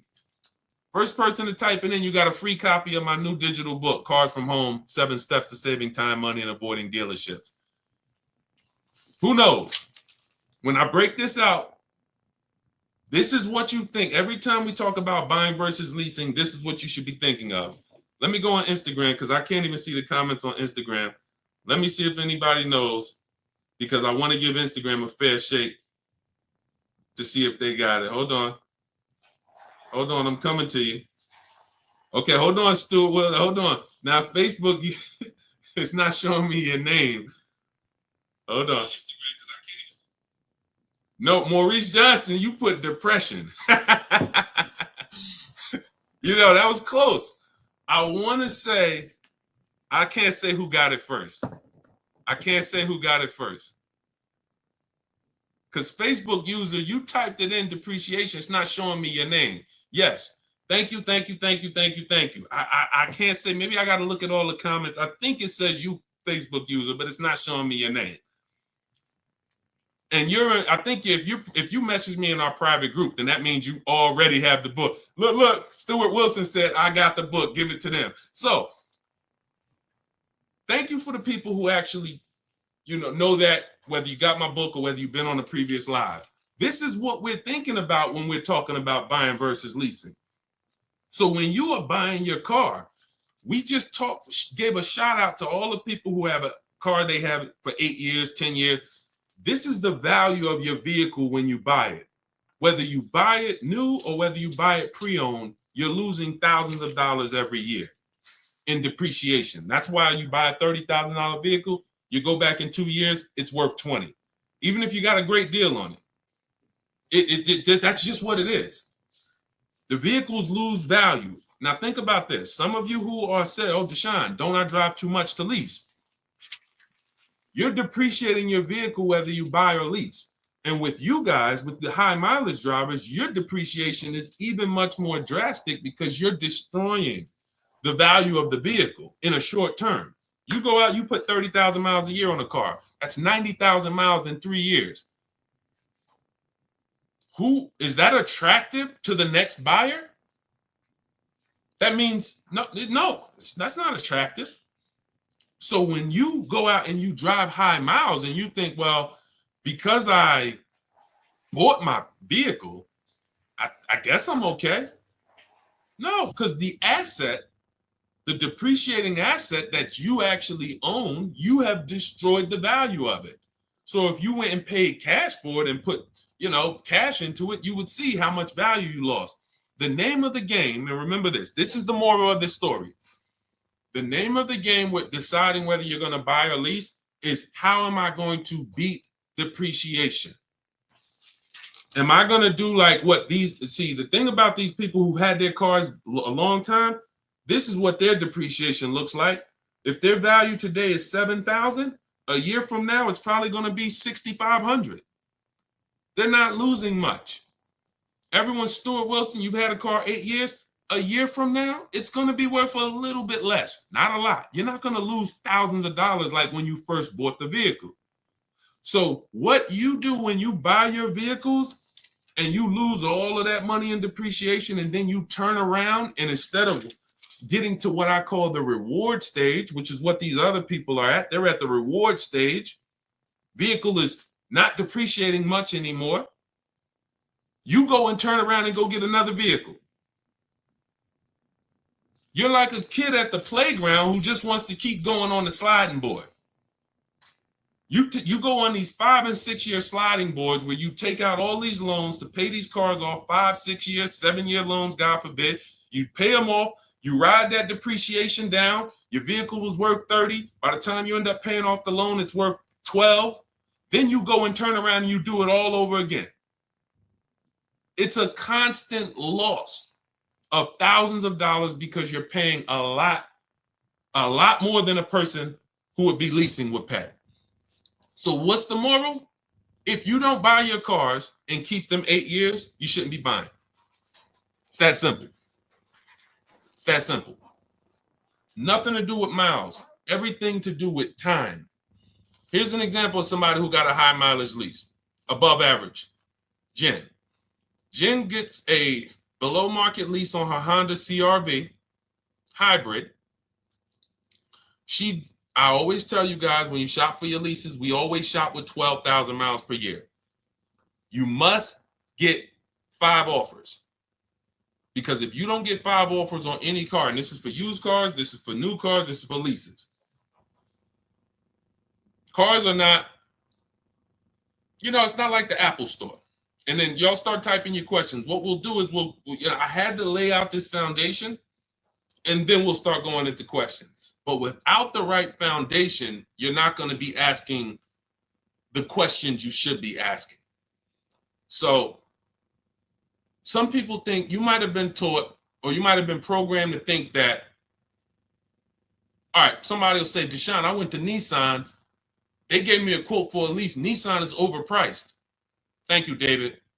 Nissan's not overpriced. That one Nissan dealer is overpriced. So if they got you to think that every Nissan dealer is one price, you go to California, that's like the Apple store. You go to California, the Apple, you want an iPhone 16, it's going to be the same as New Jersey. It's going to be the same as Florida. It's totally different with cars. One Nissan dealer has one price. Every Nissan dealer has a different price. Some people are going to charge you over sticker. Some people are going to discount a little bit. Some people won't discount. Some people are going to give you the rebate. Some people are not going to give you the rebate. It's all over. Everyone's competing, and their goal is to make you think there's no reason to shop around because we're all about the same price. We're all the same price. That's what they really want you to think. We're all the same price. But you take a look at Jen. Jen gets 5 offers. Her best offer on a $40,000, almost $40,000 Honda CR-V, $512 a month on her lease. $512 a month, no money down. We always shop for leases with no money down. Do not let these commercials make you think you must put money down when you lease. There is no requirement of putting money down when you lease. That's a gimmick. Because if they can get you to think that, then you're going to do it. But as you can see, I'm going to show you several people throughout the rest of the stream who we always shop with no money down. All we want to do is give them our first month's lease payment. We drive off as long as it's under our budget. $512 a month she gets. That's a 1.3% lease. Her payment is 1.3% of the MSRP. The way we judge great lease deals is with the 1% rule. So if your lease payment is 1% or lower of the MSRP, you stole the vehicle. Anything 1% to 1.5%, good lease deal. Above 1.5%, bad lease deal. A lot of people signing bad lease deals. They don't know it. How do we know it's a bad lease deal, Deshone? We add up the payments. Just add up the payments. With a lease, the name of the game with a lease is driving the most money. I see you, D Hall. We're gonna get to everybody's questions. I see you. You got a lot of questions coming in: Instagram, TikTok, Facebook, YouTube. Let me just lay this foundation, and then we'll do some serious Q&A. When you look at Jen, she's paying $512 a month. That was her best offer of all the offers she got. We do this from home. And then she bumped it up because she needed 18,000 miles per year. In my book, I have it's like literally a paragraph. It's called Choosing Your Miles Wisely. One of the worst things you can do with a lease is to not get the mileage that you truly need. And a lot of people do that. They'll go in knowing they need 15,000 miles per year, but they get 10. It makes no sense. Why? Because they're saving $25, $30 a month, to go from 12,000 to 18,000 miles a year. Jen is paying $50 more per month. That's it. $512 a month to 18,000 miles. Now let's just say, for the sake of you, David, if she was doing 30,000, she might go from $512 a month up to $675 a month. It's not $300, $400 more per month to get additional miles. So what we do is we shop for our leases, we get our below market offer, because we get all these offers, we choose the lowest one, and then we bump the miles up to what we need. Because you buying your cars as a short-term driver. Now, if you're a long-term driver, David, then you don't need to lease. What does that mean? Deshone, I keep my cars 8 years. Forget about leasing. You drive 30,000 miles per year. Get a below market purchase, new car, used car. There's plenty of cars, 8 times 30, that's 240,000 miles.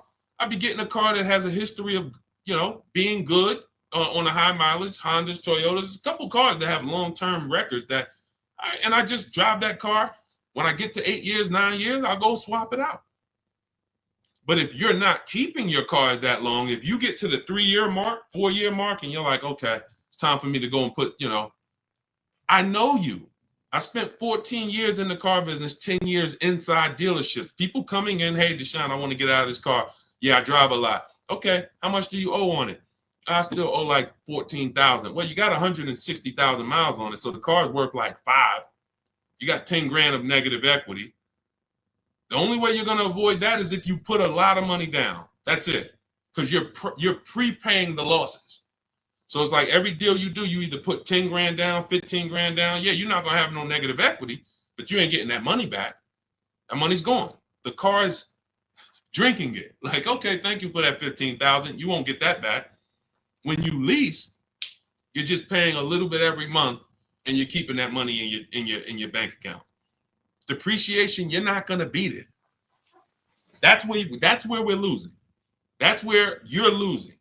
Depreciation in the short term with cars is going to destroy you. It's just you can't avoid it. Some people think, oh man, my cars go up in value. I got a car with high resale value. You don't own a rare Porsche or some rare, collector's item car. We had one run, y'all, 2021 to 2023. We had one run where cars had limited supply, and we were able to sell cars for 10, 15,000 more than what they're worth. 7,000 more. That's why if you look at my old TikTok videos, when I came to TikTok and Instagram, I was wanting cash out, everybody. Sell your cars. You're never going to have a time in history where we could do this again. Sell it. And we had people selling leases, making 7, 10 grand. We had people buying cars that they had just bought in 2020, turning around, selling them 2022, getting all their money back. It was beautiful. It's over. It's over. We're back to a normal market, normal depreciation, and that's just what it is. Okay? So the foundation I just laid is step 1 in my book. My new digital book is called Cars from Home, 7 Steps to Saving Time, Money, and Avoiding Dealerships. It's already 5-star rated. You can Google it. It has everything I teach step by step on how to get below market leases, purchases, new cars, used cars. in a step-by-step way. What we just went over was step one, which is what I call the most important question, which is how many years are you keeping your next car? This is step one. The next car you're going to buy, how many years are you going to keep it? If it's less than 8, then you need to be shopping for a below market lease. If it's more than 8, you should be shopping for a purchase. That's step one. So now, part of my welcome offer, you can get your copy of Cars from Home for 75% off. It's normally $97. But if you go to my TikTok bio, the Instagram bio, the Facebook comments, or the YouTube comments, we have a link for you, and you can activate your 75% off for 30 minutes. That's my welcome offer to you. As long as you get there before 30 minutes, you got your book. It'll be in your inbox by the time you get done with the stream, and you'll have everything we teach in a step-by-step way to make sure you always get below market deals. Okay? But that's only step one, what we just went over. Now, let's get into some questions. Go grab your book, come back to the stream, and make sure when you get your book, you screenshot the thank you page. As soon as you purchase, it's a page that says open your book below. I also email you a copy, but sometimes people type in their email wrong. You're typing a little fast, and on that page, you're going to screenshot as my support team's email, just in case you don't see that email in your inbox in 10 minutes. Just email my support team, and they'll get you your copy of your book, okay? But it's also on the thank you page, so you can save it to your computer. Okay, Dolan, we had a lot of questions, so let's just start pulling them up, and let's get to them. You guys can keep typing your questions. Dolan's gonna pull them in as much as we'll go over as much as we can. Can we go over what to do when getting a lease? We'll get to you. We got you, D Hall. We're coming. I see you, Instagram. Okay, I bought a car from a private seller. He's basically scammed me, and now I have the car with no title. What can I do now? First thing I do is make a police report. If we're talking about a seller who illegally sold a car or sold a car without a title, you don't want to be trying to do these things yourself. You want to make a police report, and you want to let the seller know I'm making a police report, because when you start accusing people of a crime, people start to do different things when they know the police are involved. See, when we're scamming people, I had a video that I posted the other day. Somebody called me and said, a friend of mine, he said he bought a car from a dealership. They didn't honor the warranty. I said, okay, first thing you do is call the police, have them over there, meet you over there, have your paperwork ready, and you're going to make a police report that this dealer is not honoring the warranty. And this see, when people don't like to see police, companies don't like to see police. And especially if you're recording too, hey, I'm making a police report and hey, I'm live. People don't like that type of publicity. So the first thing I would tell you to do is let this private seller know who hasn't gotten you the title, I'm making a police report. Give them as much information as possible, and then go from there. You might want to go afterwards because is the vehicle stolen? We don't know. How do we know it's not stolen? He doesn't have a title. So, hey, let's pull his vehicle up. Where did it come from? It's a tough thing. See, the bad thing about cars is once you make the decision, it's hell to get out of it. Once you make a bad financial decision with a car, it's extremely tough. You got to eat the loss. So the best thing to do is find out, how do I get cars without making mistakes? Because when I make a mistake, I have to eat it. It's buyer beware with cars. It's not like real estate where, you can sue people. People can lose their license. Very different. With cars, buyer beware. You're really on your own, which is why y'all notice we don't hear a lot of dealers being sued, right? Y'all notice that? Look, and who knows that there's tons of dealerships all around the country ripping people off. There's 100,000 used car dealers in the U.S., 17,000 new car dealers in the U.S. So you're talking over 110, 115,000 retail establishments for cars. We know it's a lot of them that's ripping people off. We don't see them in court. We don't see them being sued. We don't see them going out of business. Why? Because their contracts say it's your job to protect yourself. And unfortunately, not many lawyers want to take the case. If it's not a blatant criminal aspect, not many lawyers are going to take the case to sue a car dealership because they know their paperwork says it's buyer beware. Okay? So that's the first thing that I would do. Make the police report and try to see if we can track down the source of this car, where did it come from, who owns it, And you know, that's the first thing I do. And I wish you the best with that. That sucks, man. Go ahead, Dolan. All right. What do you do if you drive more than 12,000 miles per year? That doesn't matter. 12,000 miles per year is still on the low side of miles. 12,000. Now, if you drive more than that, if you drive 15,000, that's just above average. What I'm teaching now when it comes to shopping for cars is, especially used cars, 12,000 miles and lower is low miles. So right now we're in the 2025 model year. Whenever you're shopping for a used car, you want to ask yourself, what model year am I in? And usually after the fall, you're going to be in the next model year. So even if you're in 2025, okay, you could be in a 2026 model year. So then we look back and say, okay, if I'm looking for a 3-year-old car, average low miles is 10,000 miles per year or 12. Now, once you get up to 15, that's above average.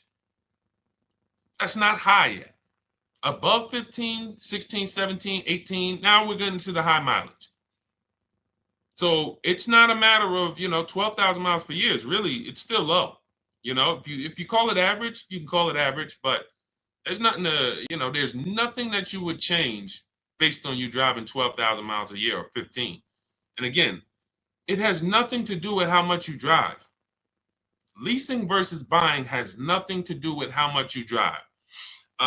The reason I learned about high mileage leases, I was a sales manager at Hyundai for a very short period of time, 6 weeks. It was a highway dealer on Route 1, New Jersey. It was literally like the owner's indicted.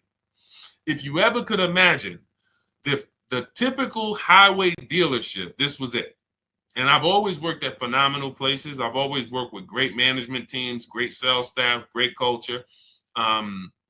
This was the opposite. This was like straight up, drugs in the bathroom, fights. I had to break up a fight between two of my sales team. It was just like, and it wasn't a physical fight, but they were about to fight. So I had to be peacemaker there. It was just 6 weeks. I said, thank you. I gave them the key back to the car that they let me drive, the demo. And I said, okay, thank you. God bless. It's not for me. But I learned something extremely valuable there. I had a customer who came back. He was returning his lease. He had 72,000 miles on the car. And I said, wow, you leased this? He said, yeah, I always lease. He said, I used to buy my cars and I would just make big down payments, $10,000 down payments. I wasn't getting the money back. And I just started leasing and I put a lot less money into the car. And when I looked at his paperwork, his lease payment for 25,000 miles per year was only like $150 more per month than what a normal below market deal would be. So if let's say a below market deal on a Hyundai back then, Sonata was like, let's say, $299 or $325, he was paying like $500, and let's say it was $325. I remember looking and saying, this is like $150, $175 more, but you're driving 25,000 miles per year. Now, fast forward. If he's driving 25,000 miles per year and he bought the vehicle and then he comes back in 4 years with 100,000 miles on it, he still owes a ton of money because y'all got to realize when you take out a car loan, your car loan moves so slow, doesn't it? You look at your loan and 2 years later, you're like, wait, I still owe all of this? Yeah, it moves very, very slow because it's amortizing. So you don't really start seeing that the car loan's being paid off until when you got like 2 years left. But the first 3-4 years, you're like, man, I'm not even making a dent in this thing. Which means when you come back in 4 years with 100,000 miles on your car as a high mileage driver, your car is worthless, not worthless, but literally it's probably worth half of what you bought it for. But your loan is still very high. So when I saw that, it's like, wow, that's when I began to teach my clients in the dealership about high mileage leasing, because I had never experienced it before then. I had never really experienced, I never saw it. It didn't click until then. Has nothing to do with how much you drive. Has everything to do with how long you're going to keep the car. That's why step one in my book is called the most important question. There's nothing more important than this. How many years? Hey, Tawana, what's going on? Thanks for tapping in. There's nothing more important than how many years you're going to keep the car. Because if you were buying, and we'll wrap this up with this statement, if you were buying a depreciating anything, if you sat down with a financial advisor and you said, okay, I want to buy this stock, and they told you, well, this stock has a short-term depreciation, but in the long run, it goes up. Well, can you explain that to me? Okay, well, the people who buy this stock, it goes down tremendously for 5 years, but then it shoots up for the next 6 years. You'd be like, okay, well, I'm only going to keep it about 5 years. They would tell you, then don't buy this stock. You said, well, I'm buying it anyway. Well, that's a bad decision. That's what's happening with cars. You're looking at cars. Every car you look at is going to go like this for the first 5, 6 years. So when you buy it, but you're not keeping your car more than 4, 5, 6 years, you literally, right when the car is going to start leveling out in depreciation, which means this is the reward stage. This is the benefit to you for buying the car. You went through this hell. Now it leveled out, and you have a vehicle that you paid off that you can keep for 4, 5, 6, 7 more years, paid off, not really losing value. That is this is the purchase. This is who should be purchasing. If this is not you, you're just riding this roller coaster down, and then you go and you get another car, ride it down. It has nothing to do with how much you drive. And the more you drive, the steeper the decline is over the first 5, 6 years. Understand this. All right. I think we made everybody clear on that. If you're clear, type $signs if you got that. Type $signs if you got that. Okay, everybody clear? Type $signs if you got that. Let's see. Okay, I see you, Dark Star. I see you, Tawana Bank. Okay, I see you. Okay, I see you, Sugar Mama. Okay, Sharon. Perfect. That's what all right. We want to make sure you are locking these concepts in. These concepts do not change. We are so far ahead of what's being taught in the market. You don't have to worry about these principles changing pretty much in our lifetime. Something would have to drastically change with cars for these principles to change. We're just ahead of the market. And unfortunately, if more car salespeople were taught these parameters and they were educating their clients, we wouldn't have to. There would be no place for us to do online education because car salespeople would be held to a very high standard with the threat of losing their license if they had to get one, or losing their ability to even be in the business if they had to learn these things, but they don't. You come in with a good smile, you say, hey, I want to make some money. You will be selling cars the next week, working with the public.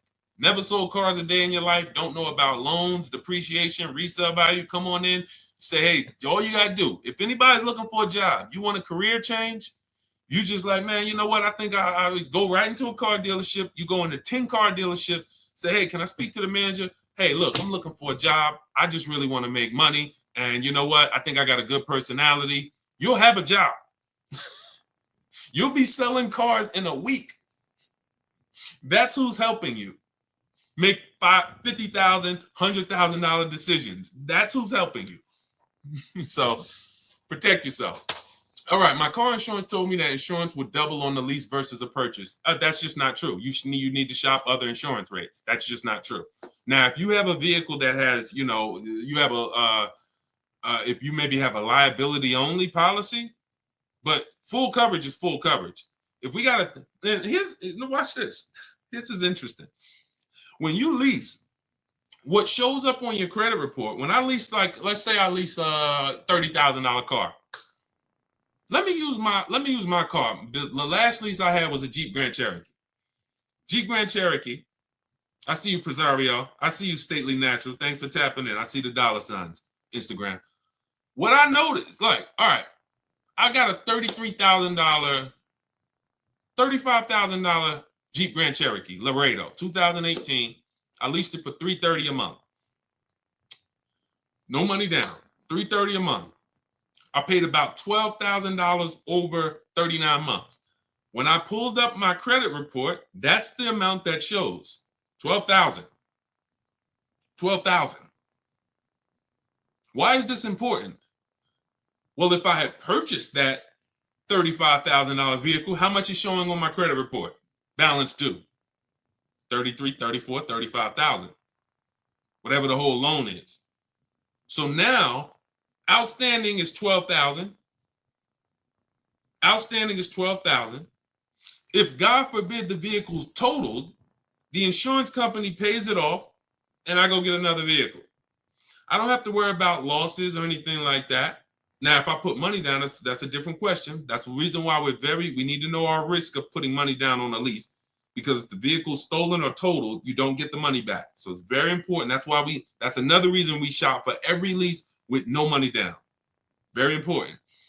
But when it comes to insurance, the same vehicle that I'm driving for $33,000 that I leased is the same vehicle that that if I purchased it, I would need to insure with full coverage. Nothing changes, but with a lease, I'm responsible for less. Think about that. So from an insurance standpoint, I'm responsible for less. I'm only responsible for $12,000 of payments over the next 3 years on this vehicle. The bank is responsible for the balance. So that's why I don't see a lease. I've leased vehicles. I purchased vehicles. We leased several cars before we purchased our Infinity truck. I didn't see my insurance drop when we purchased this Infinity truck. I didn't be like, oh no, I didn't see my insurance go up. So what it sounds like to me is you now need to shop for insurance. Because if your insurance broker told you that your insurance is going to go up by leasing, they're incompetent. Because there's no way, maybe the companies they use, or like I said, maybe you have liability only. If you got liability only, which that's not even recommended. So if you have liability only, if your vehicle has any value, you should look into that. You should Google why having only liability is a bad thing. I'm not giving insurance advice because it's not my thing, but I have read it. So I can't see your insurance company telling you that and it making any type of financial sense. You might need to get a new broker, and you're one of the rare people that even still uses an insurance broker. Shop him against an online broker. Go to Insurify, online broker. See if Insurify will shop a bunch of companies for you and save you money. Because Insurify will shop a bunch of companies for you, and why are we paying a human that got to eat? I'd rather an app that takes a small percentage of commission from the companies than a person who needs to actually feed his whole family based on my insurance policies and premiums. I'm going to move on. All right. Now, look, I don't talk about insurance. That's a great question. But I talk about everything else in my new digital book. It's called Cars from Home, 7 Steps to Saving Time, Money, and Avoiding Dealerships. It's 5-star rated. You can Google it. You can thank you to everyone who's reviewed it. And you can see that everything's in there, step by step. Leasing, below market leases, below market purchases, below market used cars, new cars, all in there step by step. You can get a copy as part of my welcome offer for 75% off. It's normally a $97 book. It's worth way more than that. But I had to price it somewhere to let you know it's not a normal book. It'll be one of the most valuable books you own. I won't say the most valuable, but financially, it will be one of the most valuable books you own. So part of my welcome offer, you can get a copy for 75% off. That'll be $24, but it's only for 30 minutes. So you can go to my TikTok bio, my Instagram bio, the YouTube comments or the Facebook comments, click those links. You'll activate your 75% off, and then just grab your book, and it'll be in your inbox by the time we get off the stream. You'll have everything we teach step by step, everything we've helped thousands of people do. When you type in my name, you can see all I care about is the people's results. That's why we sit here all day and we talk about other people's results, not just my results, people who are using these strategies and getting these results over and over and over again. All right, so go grab your book, come back to the stream, and thank you to everybody who's reviewed the book. It does matter. It does matter. We appreciate you. All right, Dolan, pull up the next question. Let's keep it moving. Okay.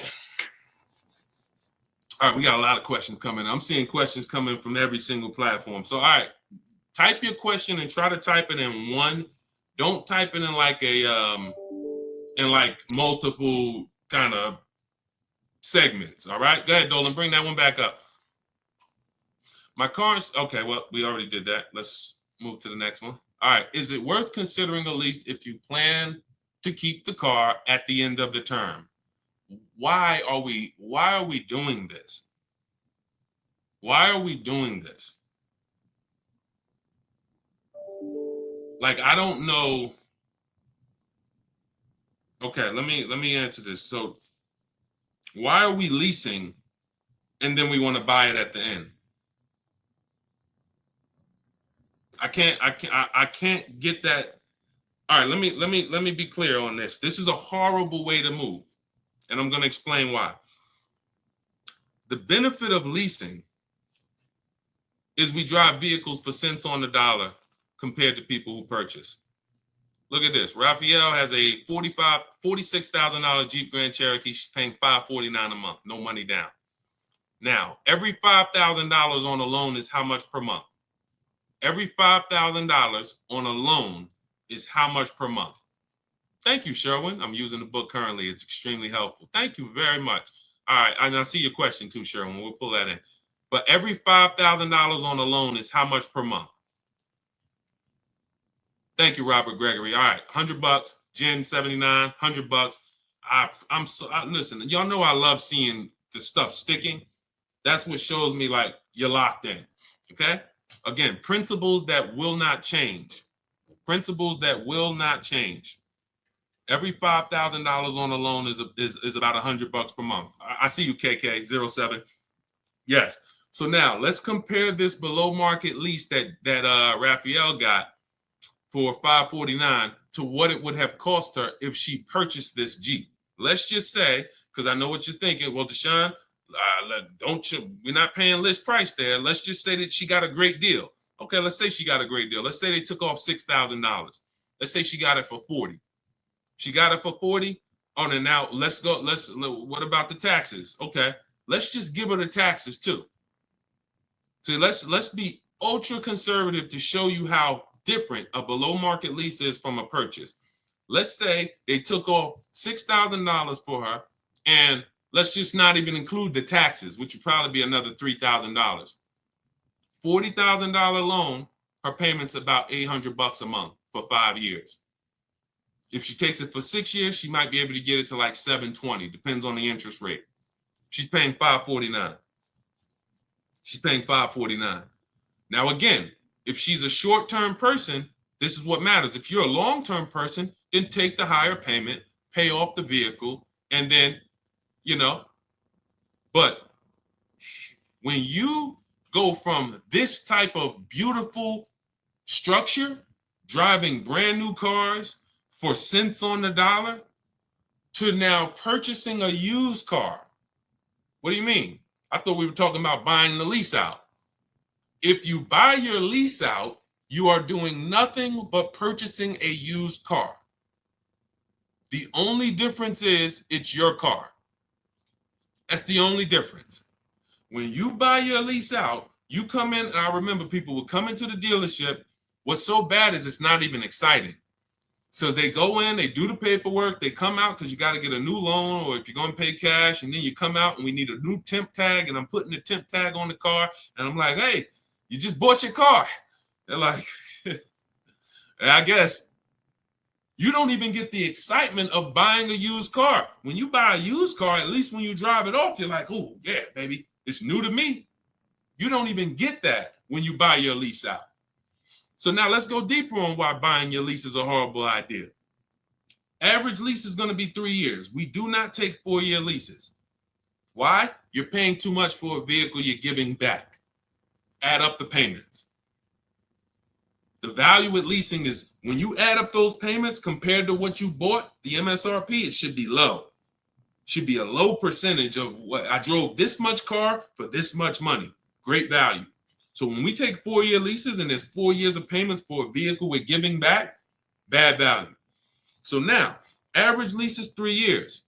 In order, when you buy your lease out, in order to get a payment that is somewhat close to what the original lease payment was, you're going to have to take another 5 or 6 year loan. Now you've already had it for 3. Now you're coming back and you're going to buy the balance for 5 years. Let's give it the minimum. How many years on the loan is that, people? How many years of payments on the exact same car is that? Thank you, Sharon. Thank you, Tanj. 8. 8. Nope, Jim. It's 84. No, I'm wrong. It's 96 months. Jim says 72 months. No, it's not. 72 months would be 6 years.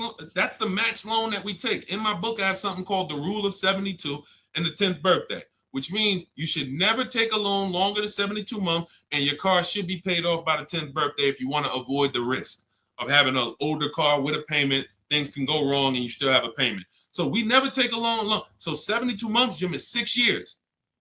When you buy your lease, when you lease for 3 and then you buy it for 5 years, that's 96 months of payments, 8 years of payments on the exact same car. What smart person is taking 8-year loan? Anybody signing up for that? Any of you walking into a dealership saying, hey, give me the 96-month loan? Anybody? Is anyone going to walk into a car dealership at any point and say, hey, all right, show me what it looks like for 96 months? I'm seeing, look, we're on 4 platforms. I was quiet on Instagram. Sharon said no. Anybody? Never, right? But we have tons of people. Look, Terry said, hell no. But we have tons of people who have leased their vehicle for 3 years and they go and buy it they buy the balance out with a 5-year loan. And there are some who take a 6-year loan. And I'm going to tell you why, because I remember when I started teaching this for our books, my Infinity lease was ending. And I said, you know what? I want to look at, my payment was $390 on that last Infinity. I wanted to see how much it would have cost me to have a payment close to a $390 payment to buy out the balance on the Infinity, 6 years. And it was a little higher. It was like $410. So many people are buying their leases out with a 6-year loan when they've already leased the vehicle for 3. 9 years of payments. That's 108 months. It's 108 months of payments on the exact same car. The bank loves you. That's why we don't mix buying versus lease. We don't mix. If I'm going to lease, look, here's the question. Simple things. Simple principle to lock in. When I'm leasing, my first question whenever I'm buying my vehicles is, am I going to keep it more than 8 years? Am I going to keep it definitely more than 8 years? If your answer is no, okay, I'm shopping for a lease. Okay, my lease is about to be up. All right, time to start thinking about my next vehicle. What's my question? How many years am I keeping the next vehicle? How many years am I keeping the next vehicle? It doesn't change. Okay, I think I want to buy something. I got my eye on something. I want to keep it at 8 years, 9 years, 10 years. I got my dream vehicle that I want to get right now. I ain't think I'm going to keep that thing until the wheels fall off. Perfect. No point in leasing. Don't even think about leasing. These are the principles. Because the depreciation, a person who's driving a below market lease, you cannot catch up with them if you purchase. If you got a used car, if you bought a new car, doesn't matter. They're driving vehicles for so cheap. Below market leases. I'm not talking about commercial leases. I ain't talking about the stuff you hear your people saying, man, look at I'm paying a lot for this lease. That ain't us. Don't listen to people who don't know how to get below market deals. They're going to tell you, look at Teddy. $73,000 BMW, $829 a month. His final payment, that was his counter offer. $856 a month. He uses our system. One of the things I teach is we do this from home. We go online, we contact multiple dealers. We actually contact 25 dealers in about 20 minutes. I have email scripts that you use, you copy and paste, and we get at least 5 offers and then we choose the best offer. Very rarely is the best offer going to be your closest dealer. Like, look at the closest dealer. He said his closest dealer's offer came in at 937. His best offer was 856. So the closest dealer is not usually going to be your best offer, because when they see a zip code, they think, oh, when I worked for Mercedes, they told us that they told us NADA tells us most customers only shop 2 dealers. Car dealers know that about you when you walk in. So that means, all right, we're going to talk to this person.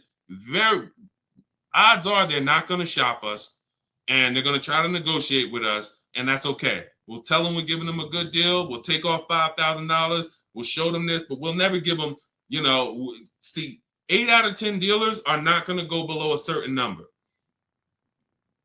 So you don't know that when you say, look, you might think, let me show you how dangerous negotiating with a dealer one-to-one is and why we never do it.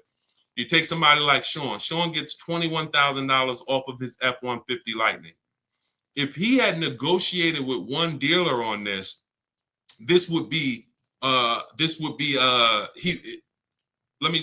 go to his follow-up, because he was asking me, did I think this was a great deal?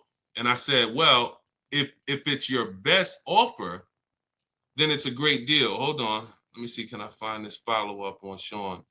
See, this is, I want y'all to understand, we never talk numbers in a dealer. We never talk numbers in a dealer. You don't have any leverage. You cannot shop competitors. And the only way that you're going to get a great deal is shopping competitors. In fact, I don't need to go deep on that. I don't need to go deep on that. When you don't shop, when you don't step back and get multiple offers, somebody might take off $7,000.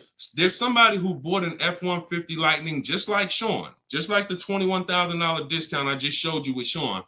And they were in the dealer and they were negotiating back and forth, back and forth, back and forth. And that guy or that woman went home and said, guess what? I got a great deal on this truck, $73,000. Guess how much I got him to take off? Oh, how much? $12,000. Ooh, $12,000. That's good. That's the biggest discount we ever got. Yeah, I roughed him up. Yeah, he didn't want to do it. But meanwhile, what do we know? Sean shopped the whole market, got multiple dealers, saw several offers, saw the $12,000 discount, saw the $7,000 discount, saw a $15,000 discount, and then this one dealer comes in who's far away from him, who said, hey, I'll take off $21,000. I'm on my way. That's why we never talk numbers in the dealership. That's why our system is called Cars from Home. 90% to sometimes 100% of what we do and how we get these below market deals is done from home, not in the dealership. So all of this is in my new book. It's a digital book, so it'll be in your inbox in minutes. You can get your copy as part of my welcome offer for 75% off. It's normally $97. You can Google it, Cars from Home, 7 steps to saving time, money, and avoiding dealers. You'll see it's 5-star rated on Goodreads. And you can get your copy for 75% off. You won't pay the normal $97 price. You will be you'll get yours for $24, but it's only for 30 minutes. So go to my TikTok bio, my Instagram bio, the YouTube comments, or the Facebook comments. Click that link, and then you'll see that we have you'll see the countdown. As long as you get there before the 30 minutes, you got yours for $24. That's our welcome offer. And make sure you screenshot the thank you page, because on that page is the link to open the book as soon as you purchase, but it also is my support team's email in case you type your email address wrong. We can't send a book to an incorrect email. So if that book is not in your inbox in 10 minutes, just email my support team and we'll get you the book. All right, that's my welcome offer. Go get your book. Come on back to the stream. All right, go ahead, Dolan. Let's keep it moving. I know we got some more. I see KK. I see we got a... Go ahead. That's a good question. New presidency, but we'll get to that. I drive 30,000 miles a year. Well, we already hit on that. I actually answered that already about high mileage leasing. We anybody who just jumped on and you drive a lot of miles, 18,000, 20,000, 25,000, 30,000. You want to go jump on YouTube, watch the early part of the stream, because that we saved the stream, or Facebook, and you'll see we went deep on that for about 15 minutes about how leasing has nothing to do with the mileage you drive. I gave you examples of high mileage leases, Jen with her 18,000 mile a year lease. And then I talked to you about when I learned about high mileage leasing, which is when in Hyundai and my client who came in with a 25,000 mile a year lease, and they were only paying $175 more per month than a great lease. So yeah, just go back and catch that. Go ahead, Dolan.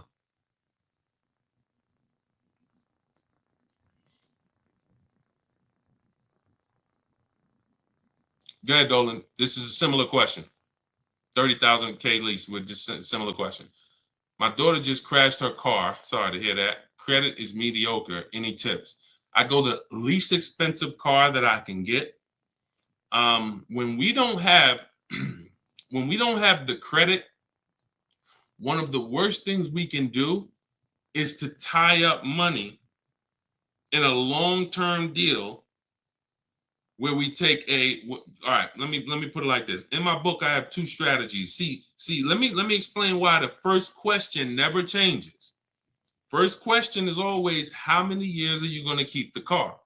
Because there's two types of people who don't have the credit and they're keeping their car long term, or people who don't have the credit and they're not long term, which means they should be leasing, but they don't qualify for a lease right now.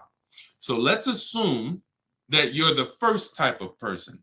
You're going to keep the car 8 years or more, but the credit's not good. Your mission is to make sure you get a great car. You can use our strategies, new car, used car. We need to get a great quality car below market below market price. We don't want to go out there and overpay for the car, because this is what people who don't have good credit tend to do.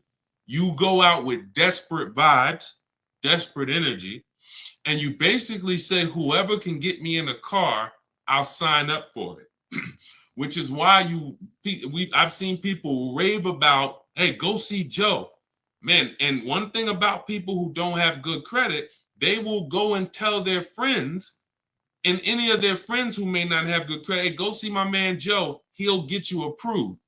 Joe is making tons of money on you, because Joe is making, I remember these deals would make $8,000 to $10,000 minimum for the dealership. Between the price of the car they sold you for and between the loan, these deals were washing out at $8,000 to $10,000 minimum. Very, very profitable deals for the dealership. Why? Because the people they don't know there's other options. Whenever we buy a car, we always separate the purchase of our car from our loan. We don't mix these two things, because we need to get bids. Some of you who've been on our streams, you know everything we do is a bid. We need to be getting bids. When we're getting our loan, we have multiple banks and credit unions submitting offers to us, and we pick the best one, because there's a lot of money in loans. Why do you think banks are in the loan business? There's a lot of money in loans. They don't sell cars, they sell money. When we are purchasing a car, we are getting bids because all the dealers have different prices. So someone needs to win a bid. When you go into one dealer and just work with them, you've given yourself no opportunity to see the market and get bids, get offers, multiple offers. And when we sell our car, we get bids. We only sell our cars to companies where we could get multiple cash offers. Driveway, Vroom's out of business. Carvana, CarMax. We have 6 companies in my book. This is step 2.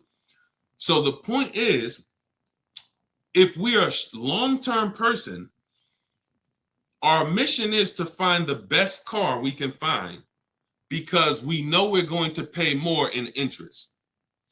But interest can be fixed with a refinance when my credit's better. So if I was buying a car to keep for a long time, 8, 10 years, but I don't have the credit, I'm going to go and I'm going to find the best car. I'm going to shop for my loan independently. We have a strategy in my book. It's called the bank bidding war. We separate these things. Now, because your bad credit or your mediocre credit should not be between you and the dealership. It's between you and the people loaning you money. Type a $sign if that makes sense. I'm going to say that again.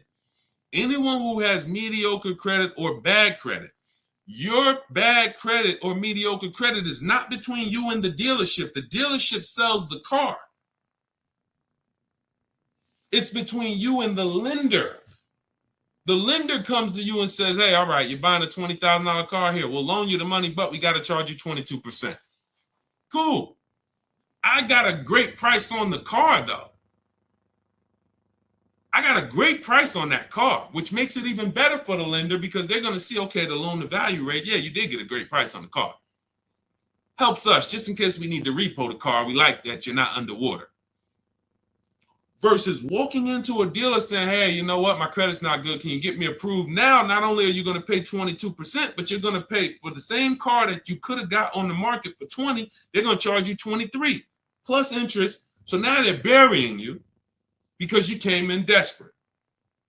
So my mission would be to find a great car, shop for my loan separately, and then realize, all right, if I'm paying 22%, all right, let me work on my credit. Work on my credit. Great. Year from now, 18 months from now, I got good credit. Let me refinance this car loan. I'm keeping the car though. That's different than a person who's not going to keep the car. It's a short-term person. If I'm a short-term person, I should be leasing, but I can't qualify for a lease right now because I'm not at like a 660 credit score or higher. Let me just shop. All right, let me go and I'm gonna buy an inexpensive car, least expensive car I could get. $10,000, $12,000 quality car, and then I'm gonna flip out of that car in 2 years. I'm gonna have 2 years of on-time payments, build up my credit, and then I'm flipping into a lease. Everything we just laid out is not what most people do. Most people will go in, they say, look, my credit's not good, but I want to get that $23,000, Honda Civic with all the features. Honda Accord with all the features that I want.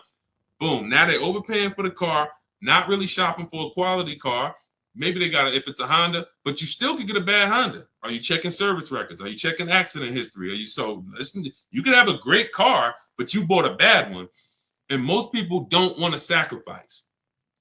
They just want to go in and get the car. So that's the two strategies. Those are both in my book, by the way. Short-term strategies for people with bad credit. I should be leasing, Deshone, but I can't qualify right now. What's my setup? So that in 2 years, I am leasing brand new cars. That's the play. And then the long-term strategy for people who are buying, don't have the credit right now, is quality car. Let's get our loan. We'll pay more for it. When our credit's better, we refinance the loan. Both in there. So if you want to get your copy of Cars from Home, my new digital book, it's 5-star rated. You can go to my TikTok bio, my welcome offer, 75% off. You'll have everything I laid out step by step and more. Because your household's going to be different. The reason why Cars from Home, my new digital book, is so valuable is because in your household, let's say your spouse wants to lease, your daughter needs a pre-owned car, you want to buy a new car, it's all in there. Your spouse is a high mileage driver, your daughter wants a used car, you don't have good credit. There's 3 different strategies in there for you 3. Y'all are 3 totally different people, and each path is in that book for you guys to get to the below market purchases based on that. Okay, so if you want your copy, go get it. It's part of my welcome offer, 75% off, but only for 30 minutes. In my TikTok bio, my Instagram bio, the YouTube comments, or the Facebook comments, click that link. Go grab your book. You'll get it for $24 instead of the normal $97 price, as long as you get there before the 30-minute timer expires. Right? Go ahead, Dolan, shoot the next one up.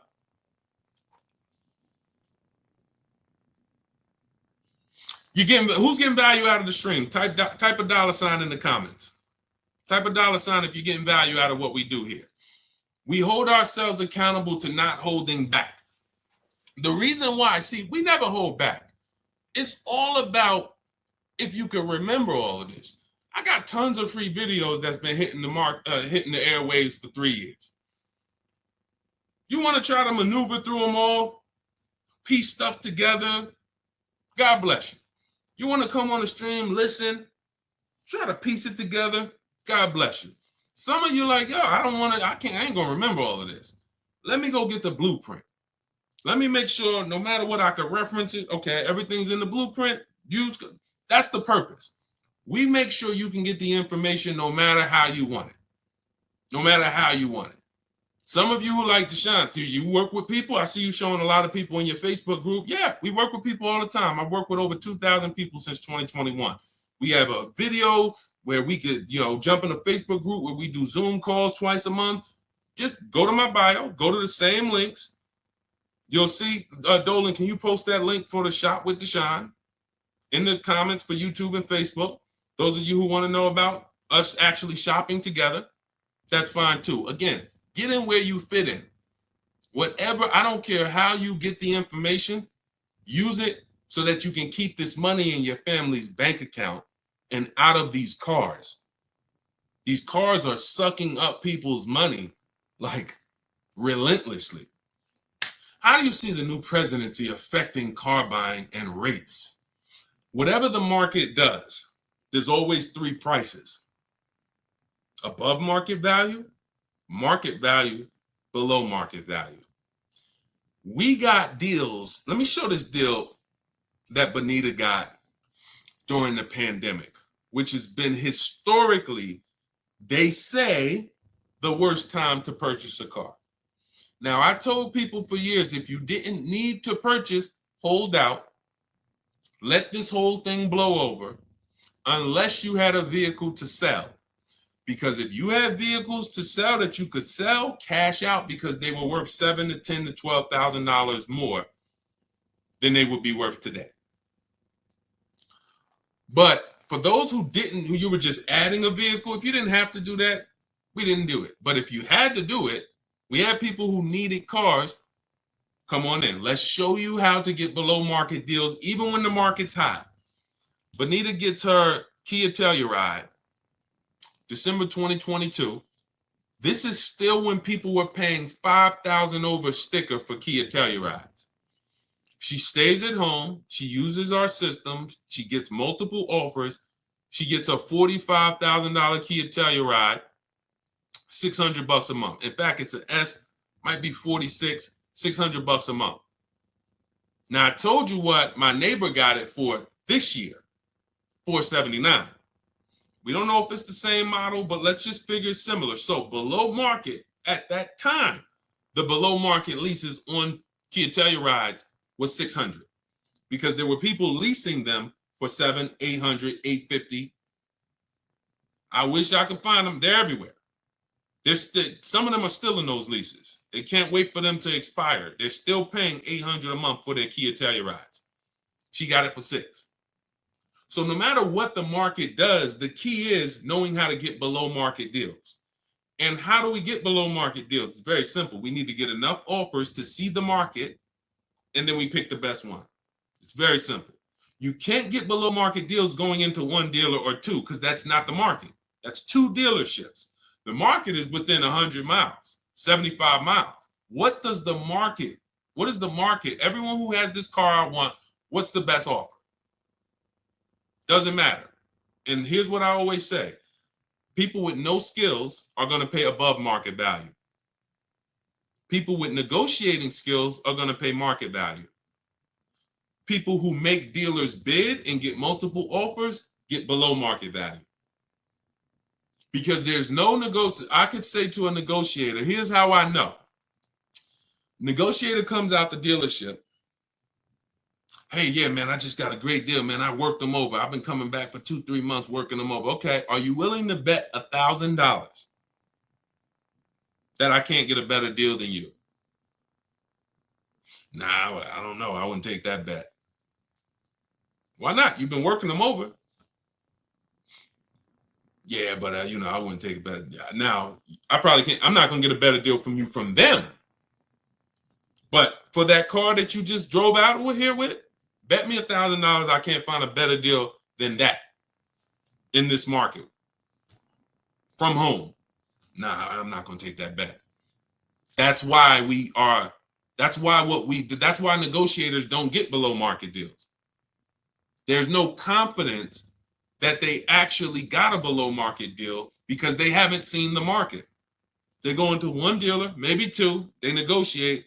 There's no confidence. On the opposite end, you could have a person with no negotiating skills, which is what I love. The people with no negotiating skills, you're the people who we love, because you don't come in thinking you got the whole thing figured out. Negotiators, you got to come in unlearn, because they want to bring all this old stuff that they do into a new system. You can't put new wine in old wineskins. So you come in, blank canvas, somebody like Zafrina, stays at home, $65,000 Jeep Grand Cherokee electric vehicle, $579 a month. It's her best offer out of all the offers. She said, look, used all the scripts, email scripts, contacted the dealers, sealed the deal on this lease, $579 a month. That's a 0.88% lease. She didn't get that negotiating. That didn't come from negotiating. Look at Ansley. In fact, look at Rosalie. $60,000 QX60 Infinity 2024, $592 a month. I'm gonna leave that up for the people who will read it. $592 a month. Not from negotiating. She didn't get that going back and forth, sweating, sitting at home, letting the market come to her. So a presidency is not going to change anything. No matter what the market does, we are going to be getting below market lease deals, below market purchase deals, below market used car deals. It's not going to change. People with no strategies are going to just broadcast to you. There's no deals out here. When you hear that, don't believe it. Look, if you're in our world, all you'll do is just feel bad for them, man. Listen, man, you should check this book out. Get all these offers, man. Like, call around. Even if you tell them, call around. Get at least 5 offers. Even if you can't get them to come over to our world, totally. Hey, call around, man. Call a couple dealers. Get at least 5 offers. Don't just go to this one-to-one thing. Oh, man, yeah, cars are expensive now. Anyone talking like that, they don't know how to shop. So what they want to do is broadcast that to you and have you be like, oh, there's no deals out here. Now you walk into a dealership and you just like, hey, yeah, man, you know, I know it's no deal. I think about we used to get deals back in the day, man. We would get big discounts off, and the car salesman sitting there like, yeah, it's crazy how the market's changed, right? Like, we can't even, you know, these cars are now selling for, you know, there's no cars out here, right? You know, inventory is still limited. Is it? Yeah, man, it's, yeah, after the pandemic, you know, we had the pandemic with the chips, you know, we had the, you know, then we had the strike. You remember the auto worker strike? Yeah, that's right. Dang, man, it's like we just keep getting hit, like, oh, and then we just got to pay it, right? It just falls on us. Yeah, it's sad, but look, here's what I do. I'm going to talk to my manager, and we're going to make you the best possible deal we can. I guarantee you that. All right, man, you're going to have to work with me. Man, you sitting there with a shark. You are blood in a shark's mouth. He can taste it. You just said everything I need you to say for me to know that I'm about to make 5, 10. I might make a $1,200, $1,500 commission on you because I'm gonna make 10 grand for the dealership. These people are not your friends. And look, I'm the bad news first person. Look, I don't leave you there though. So I'm not the person who sits here and just goes bad news. But I gotta tell you, that you shopping the way they have programmed you to shop is bad. I can't sit here and make it look like you guys are doing okay. You know, just keep going that way. Let me teach you some negotiating tactics to go back and forth with these car salesmen that negotiate 3 times a day, 15 times a week on cars, and you never know what they own the car for, but I'm going to give you some tactics where you can go toe-to-toe with them. And you can't win. You don't know what they own the car for.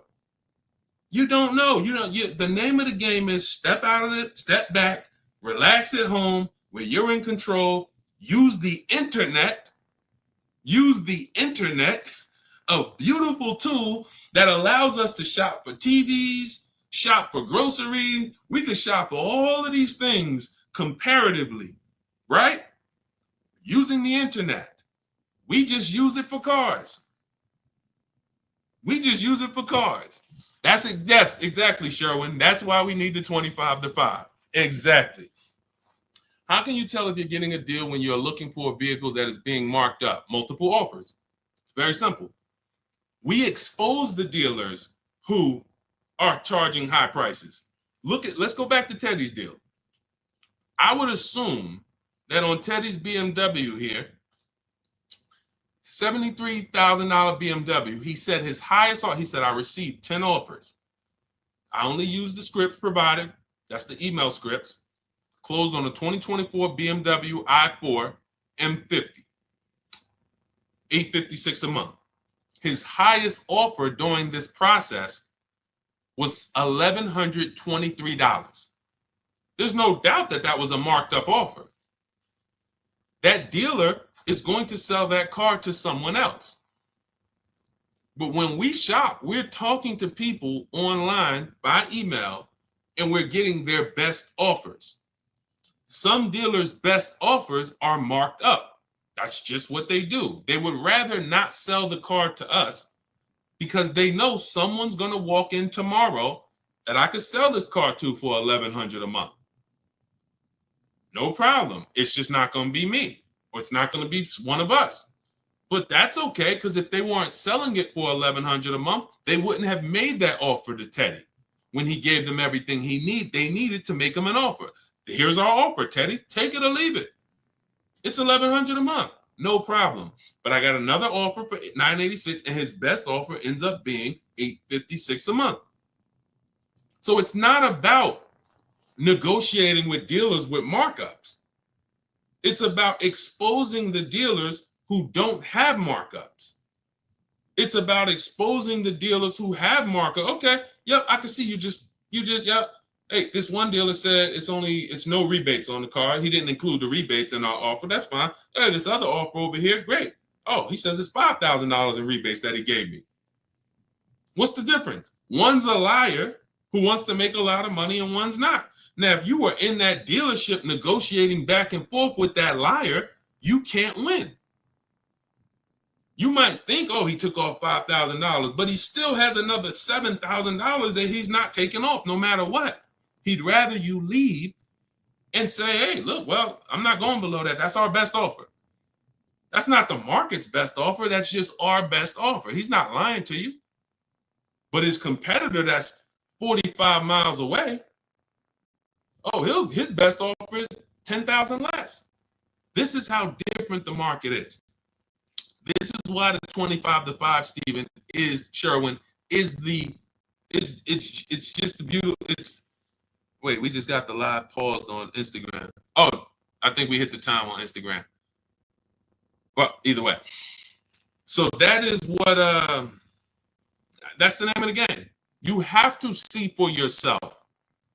Again, all of these people we've talked about so far, the people who I've shown you, you can see a lot of people in my comments on some of my bigger Facebook social media videos. You'll see people who just post, because we get DMs all the time, we get emails all the time, all the time. Yeah, I just used this. Like, I haven't even read some of these because I don't really. These emails are a little harder to bring in, because I like to bring in the pictures when people show me. I like when people send me their pictures as well as the details of the deal. But we get these all the time. Look, for my new car, I'm at 1.34%. So I know, thank you, capital letters, I know I got a good deal. Look, using your strategies, I calculate that I did not get a good lease deal on the Pathfinder, which turned out to be 1.64, but that won't ever happen again. Awesome, Kamika. Oh, Kanika, sorry, that looked like an M. So she assessed using the 1.5% rule. She did her math for her old lease, and she's like, dang, I didn't get a good lease deal last time. Perfect. But she's like, it's never going to happen again. Now this new lease deal, for my new car, I'm at 1.34. So I know I got a good deal. Further proof that there's about $10,000 difference in the price of these vehicles. But I'm saying that I'm paying the same price monthly that I was paying on the lower trim with way less features. Using your books and scripts, I negotiated with about 6 different dealers, with the best offer coming in right at 1.5, and then at the very top of my budget. I was about to move to my Plan B vehicle when a 1.38 offer came in, and then we have a counter offer calculator. She ended up getting another $15 off, bringing it to 1.3%. Look, I will be using your book to help my mom with her vehicle purchase next year, and for myself and my family for years and years to come. I just wanted to say thank you for putting yourself out there to teach people these skills. Much love and appreciation. Now, I got to start reading these emails more during the show. Thank you, Kanika. That just gives you a nice, warm, fuzzy feeling. See, I don't care about nothing else but people keeping money in their house. That's what I hold myself accountable to. All of these people out here teaching stuff, and if they ain't getting results for their people, They shouldn't be teaching. I don't care about no followers. What the heck do I care about followers if the people who following me ain't saving money on cars? What does that do? Oh, you got 2 million followers. Who's saving money on cars? Who's not going to dealerships? Who's sitting at home enjoying car shopping? Probably about 50,000 of them. That's who I care about. I appreciate all the 2 million, but the 50,000 is who. They're the ones who results. That's all I care about, man. Thank you, Kanika. That's beautiful. I might have to read one more. Hold on, because I pulled these into the show, but I'm like, I haven't read them in a while. Hold on. Thank you so much for these resources. I read your entire book last night. I've already been underway and trying to put my deal together. What a great book. I have my quotes together, and now I'm ready to take the next step with the calculator. We have like 5 calculators in the book that we invented. Can't get them on Google. Literally counter offer calculators, budgeting calculators, stuff that, we invented. Wrote the code for it. It's in there. However, he just said, however, I do see your lease calculators for 12,000 miles per year. Do you have something I can use for 15 per year? So that was just a question that he wrote to me, just saying how great the book was and his having a strategy. And then, once he gets to the next stage, he sees we adjust the miles after. So again, it's all step by step. When we accept offers at 12, but we know we need 15, we always see sometimes because people think ahead, they're like, wait, hold on, I need 12, I need 15, I need 18, but it said we shop for 12. But once you shop for 12 and we're reviewing our offers, that's when I say, now here's when we pick the best offer and then adjust our mileage with that dealer. We need to find the best dealer first, then we adjust our offers. Okay? But yeah, I mean, it's the confidence of having a plan. You can hear that when he was writing, he's like it's different. I'm shopping with a plan now. I'm not out here winging a $50,000 transaction, kind of shooting from my hip, hoping I don't make a mistake. It's like I have an actual process to follow, designed by a car dealer or a car salesman. I wouldn't call myself a dealer, even though for 4 years I ran a brokerage. So technically that is a dealer, but I've been inside car dealers for 14 years. So we wrote the process from the inside. So, okay. All right. Let's go, Dolan. I know, Dolan, you said we trying to go 2 hours, but I don't know, man. Like, text me in the private chat, man. I don't know about it. After about like my voice, let me drink some water.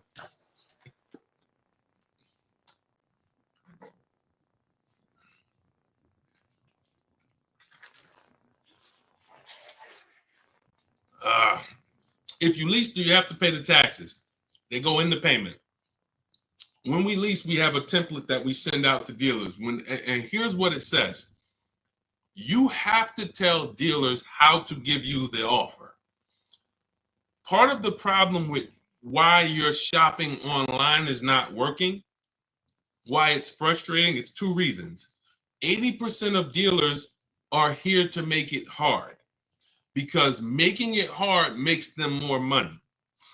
They're trying to frustrate you to get you to come in. That's why you notice, who notices, type right. Type right if you notice this. One of the first questions that you're going to get when you're on the phone with a dealership is, when can you come in? Is that right or right? Right?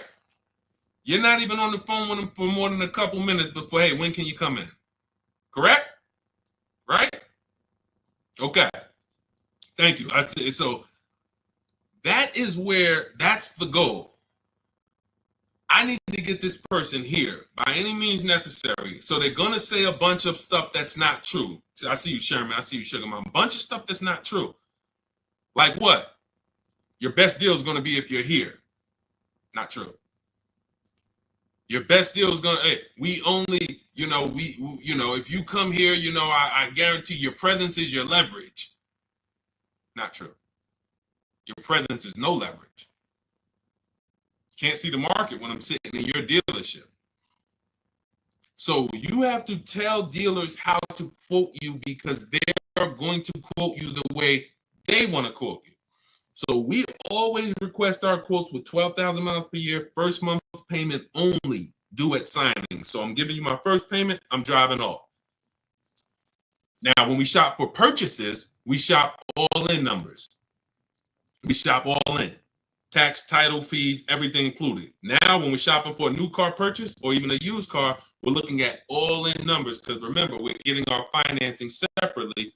Then we give the dealer a chance to beat it. We do a bid for that. That's called the bank bidding war. So, but we have a particular way that we're requesting our offers for us to be able to compare them. We don't let them, and even when we send out our templates, you're going to see some dealers, the 80%, don't listen, which is why we have to send stuff twice. Copy and paste is going to be your best friend when you're buying a new car, used car, using what we teach. Copying and pasting, copying and pasting. Now, we're requesting them to put the lease in the payment, but part of what we need for them to even give us an offer is they need to know what vehicles we're looking at, what are our options, what are we open to, colors, equipment, trim level. Do we have multiple options that we can consider with them? They need to know what we do for a living because they need to know if do you have any rebates? They need to know what memberships we're a part of, AAA or, Costco. We had somebody who got a Volvo last year. She said she got an extra $1,000 being a Costco member. That was a California deal. So but all of this stuff matters. When a dealer's trying to give you their best offer, they need to know everything you qualify for. There's conquest rebates or loyalty rebates. What vehicles do you have in your household now? Do you have any competitive vehicles? That's why in our template, we fill all this stuff in, then we send it off.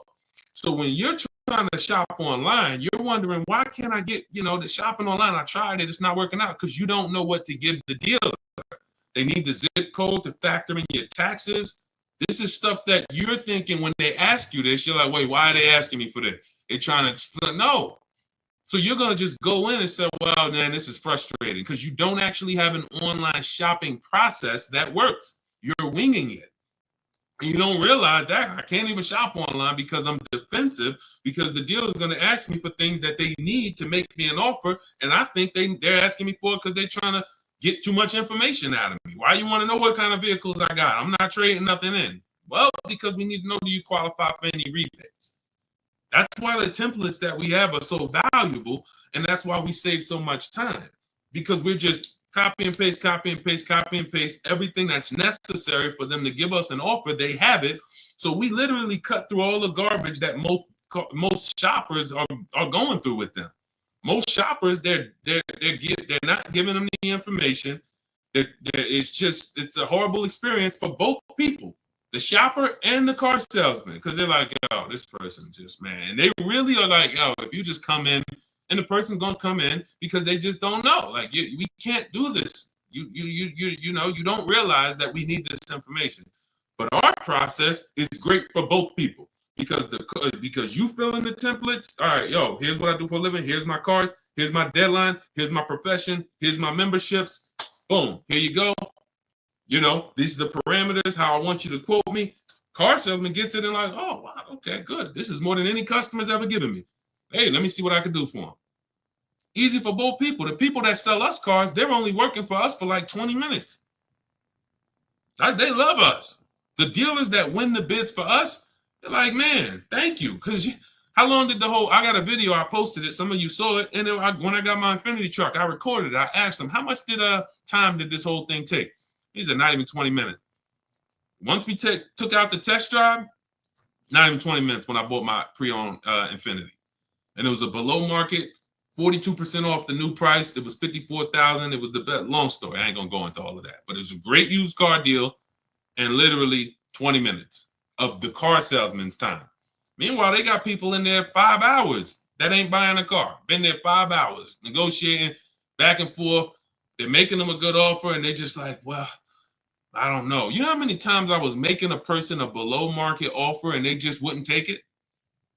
But I know why they wouldn't take it, because they didn't know it was a below market. They didn't know. They're like, man, I'm like, listen, you're really walking away from, like I'm telling you, we're at a triple net deal. We're like $500 over triple net, which means no dealer can, like, we're really in the black. Forget invoice. You got sticker price, you got invoice price, you got holdback, then you got the tissue, then you got the triple net.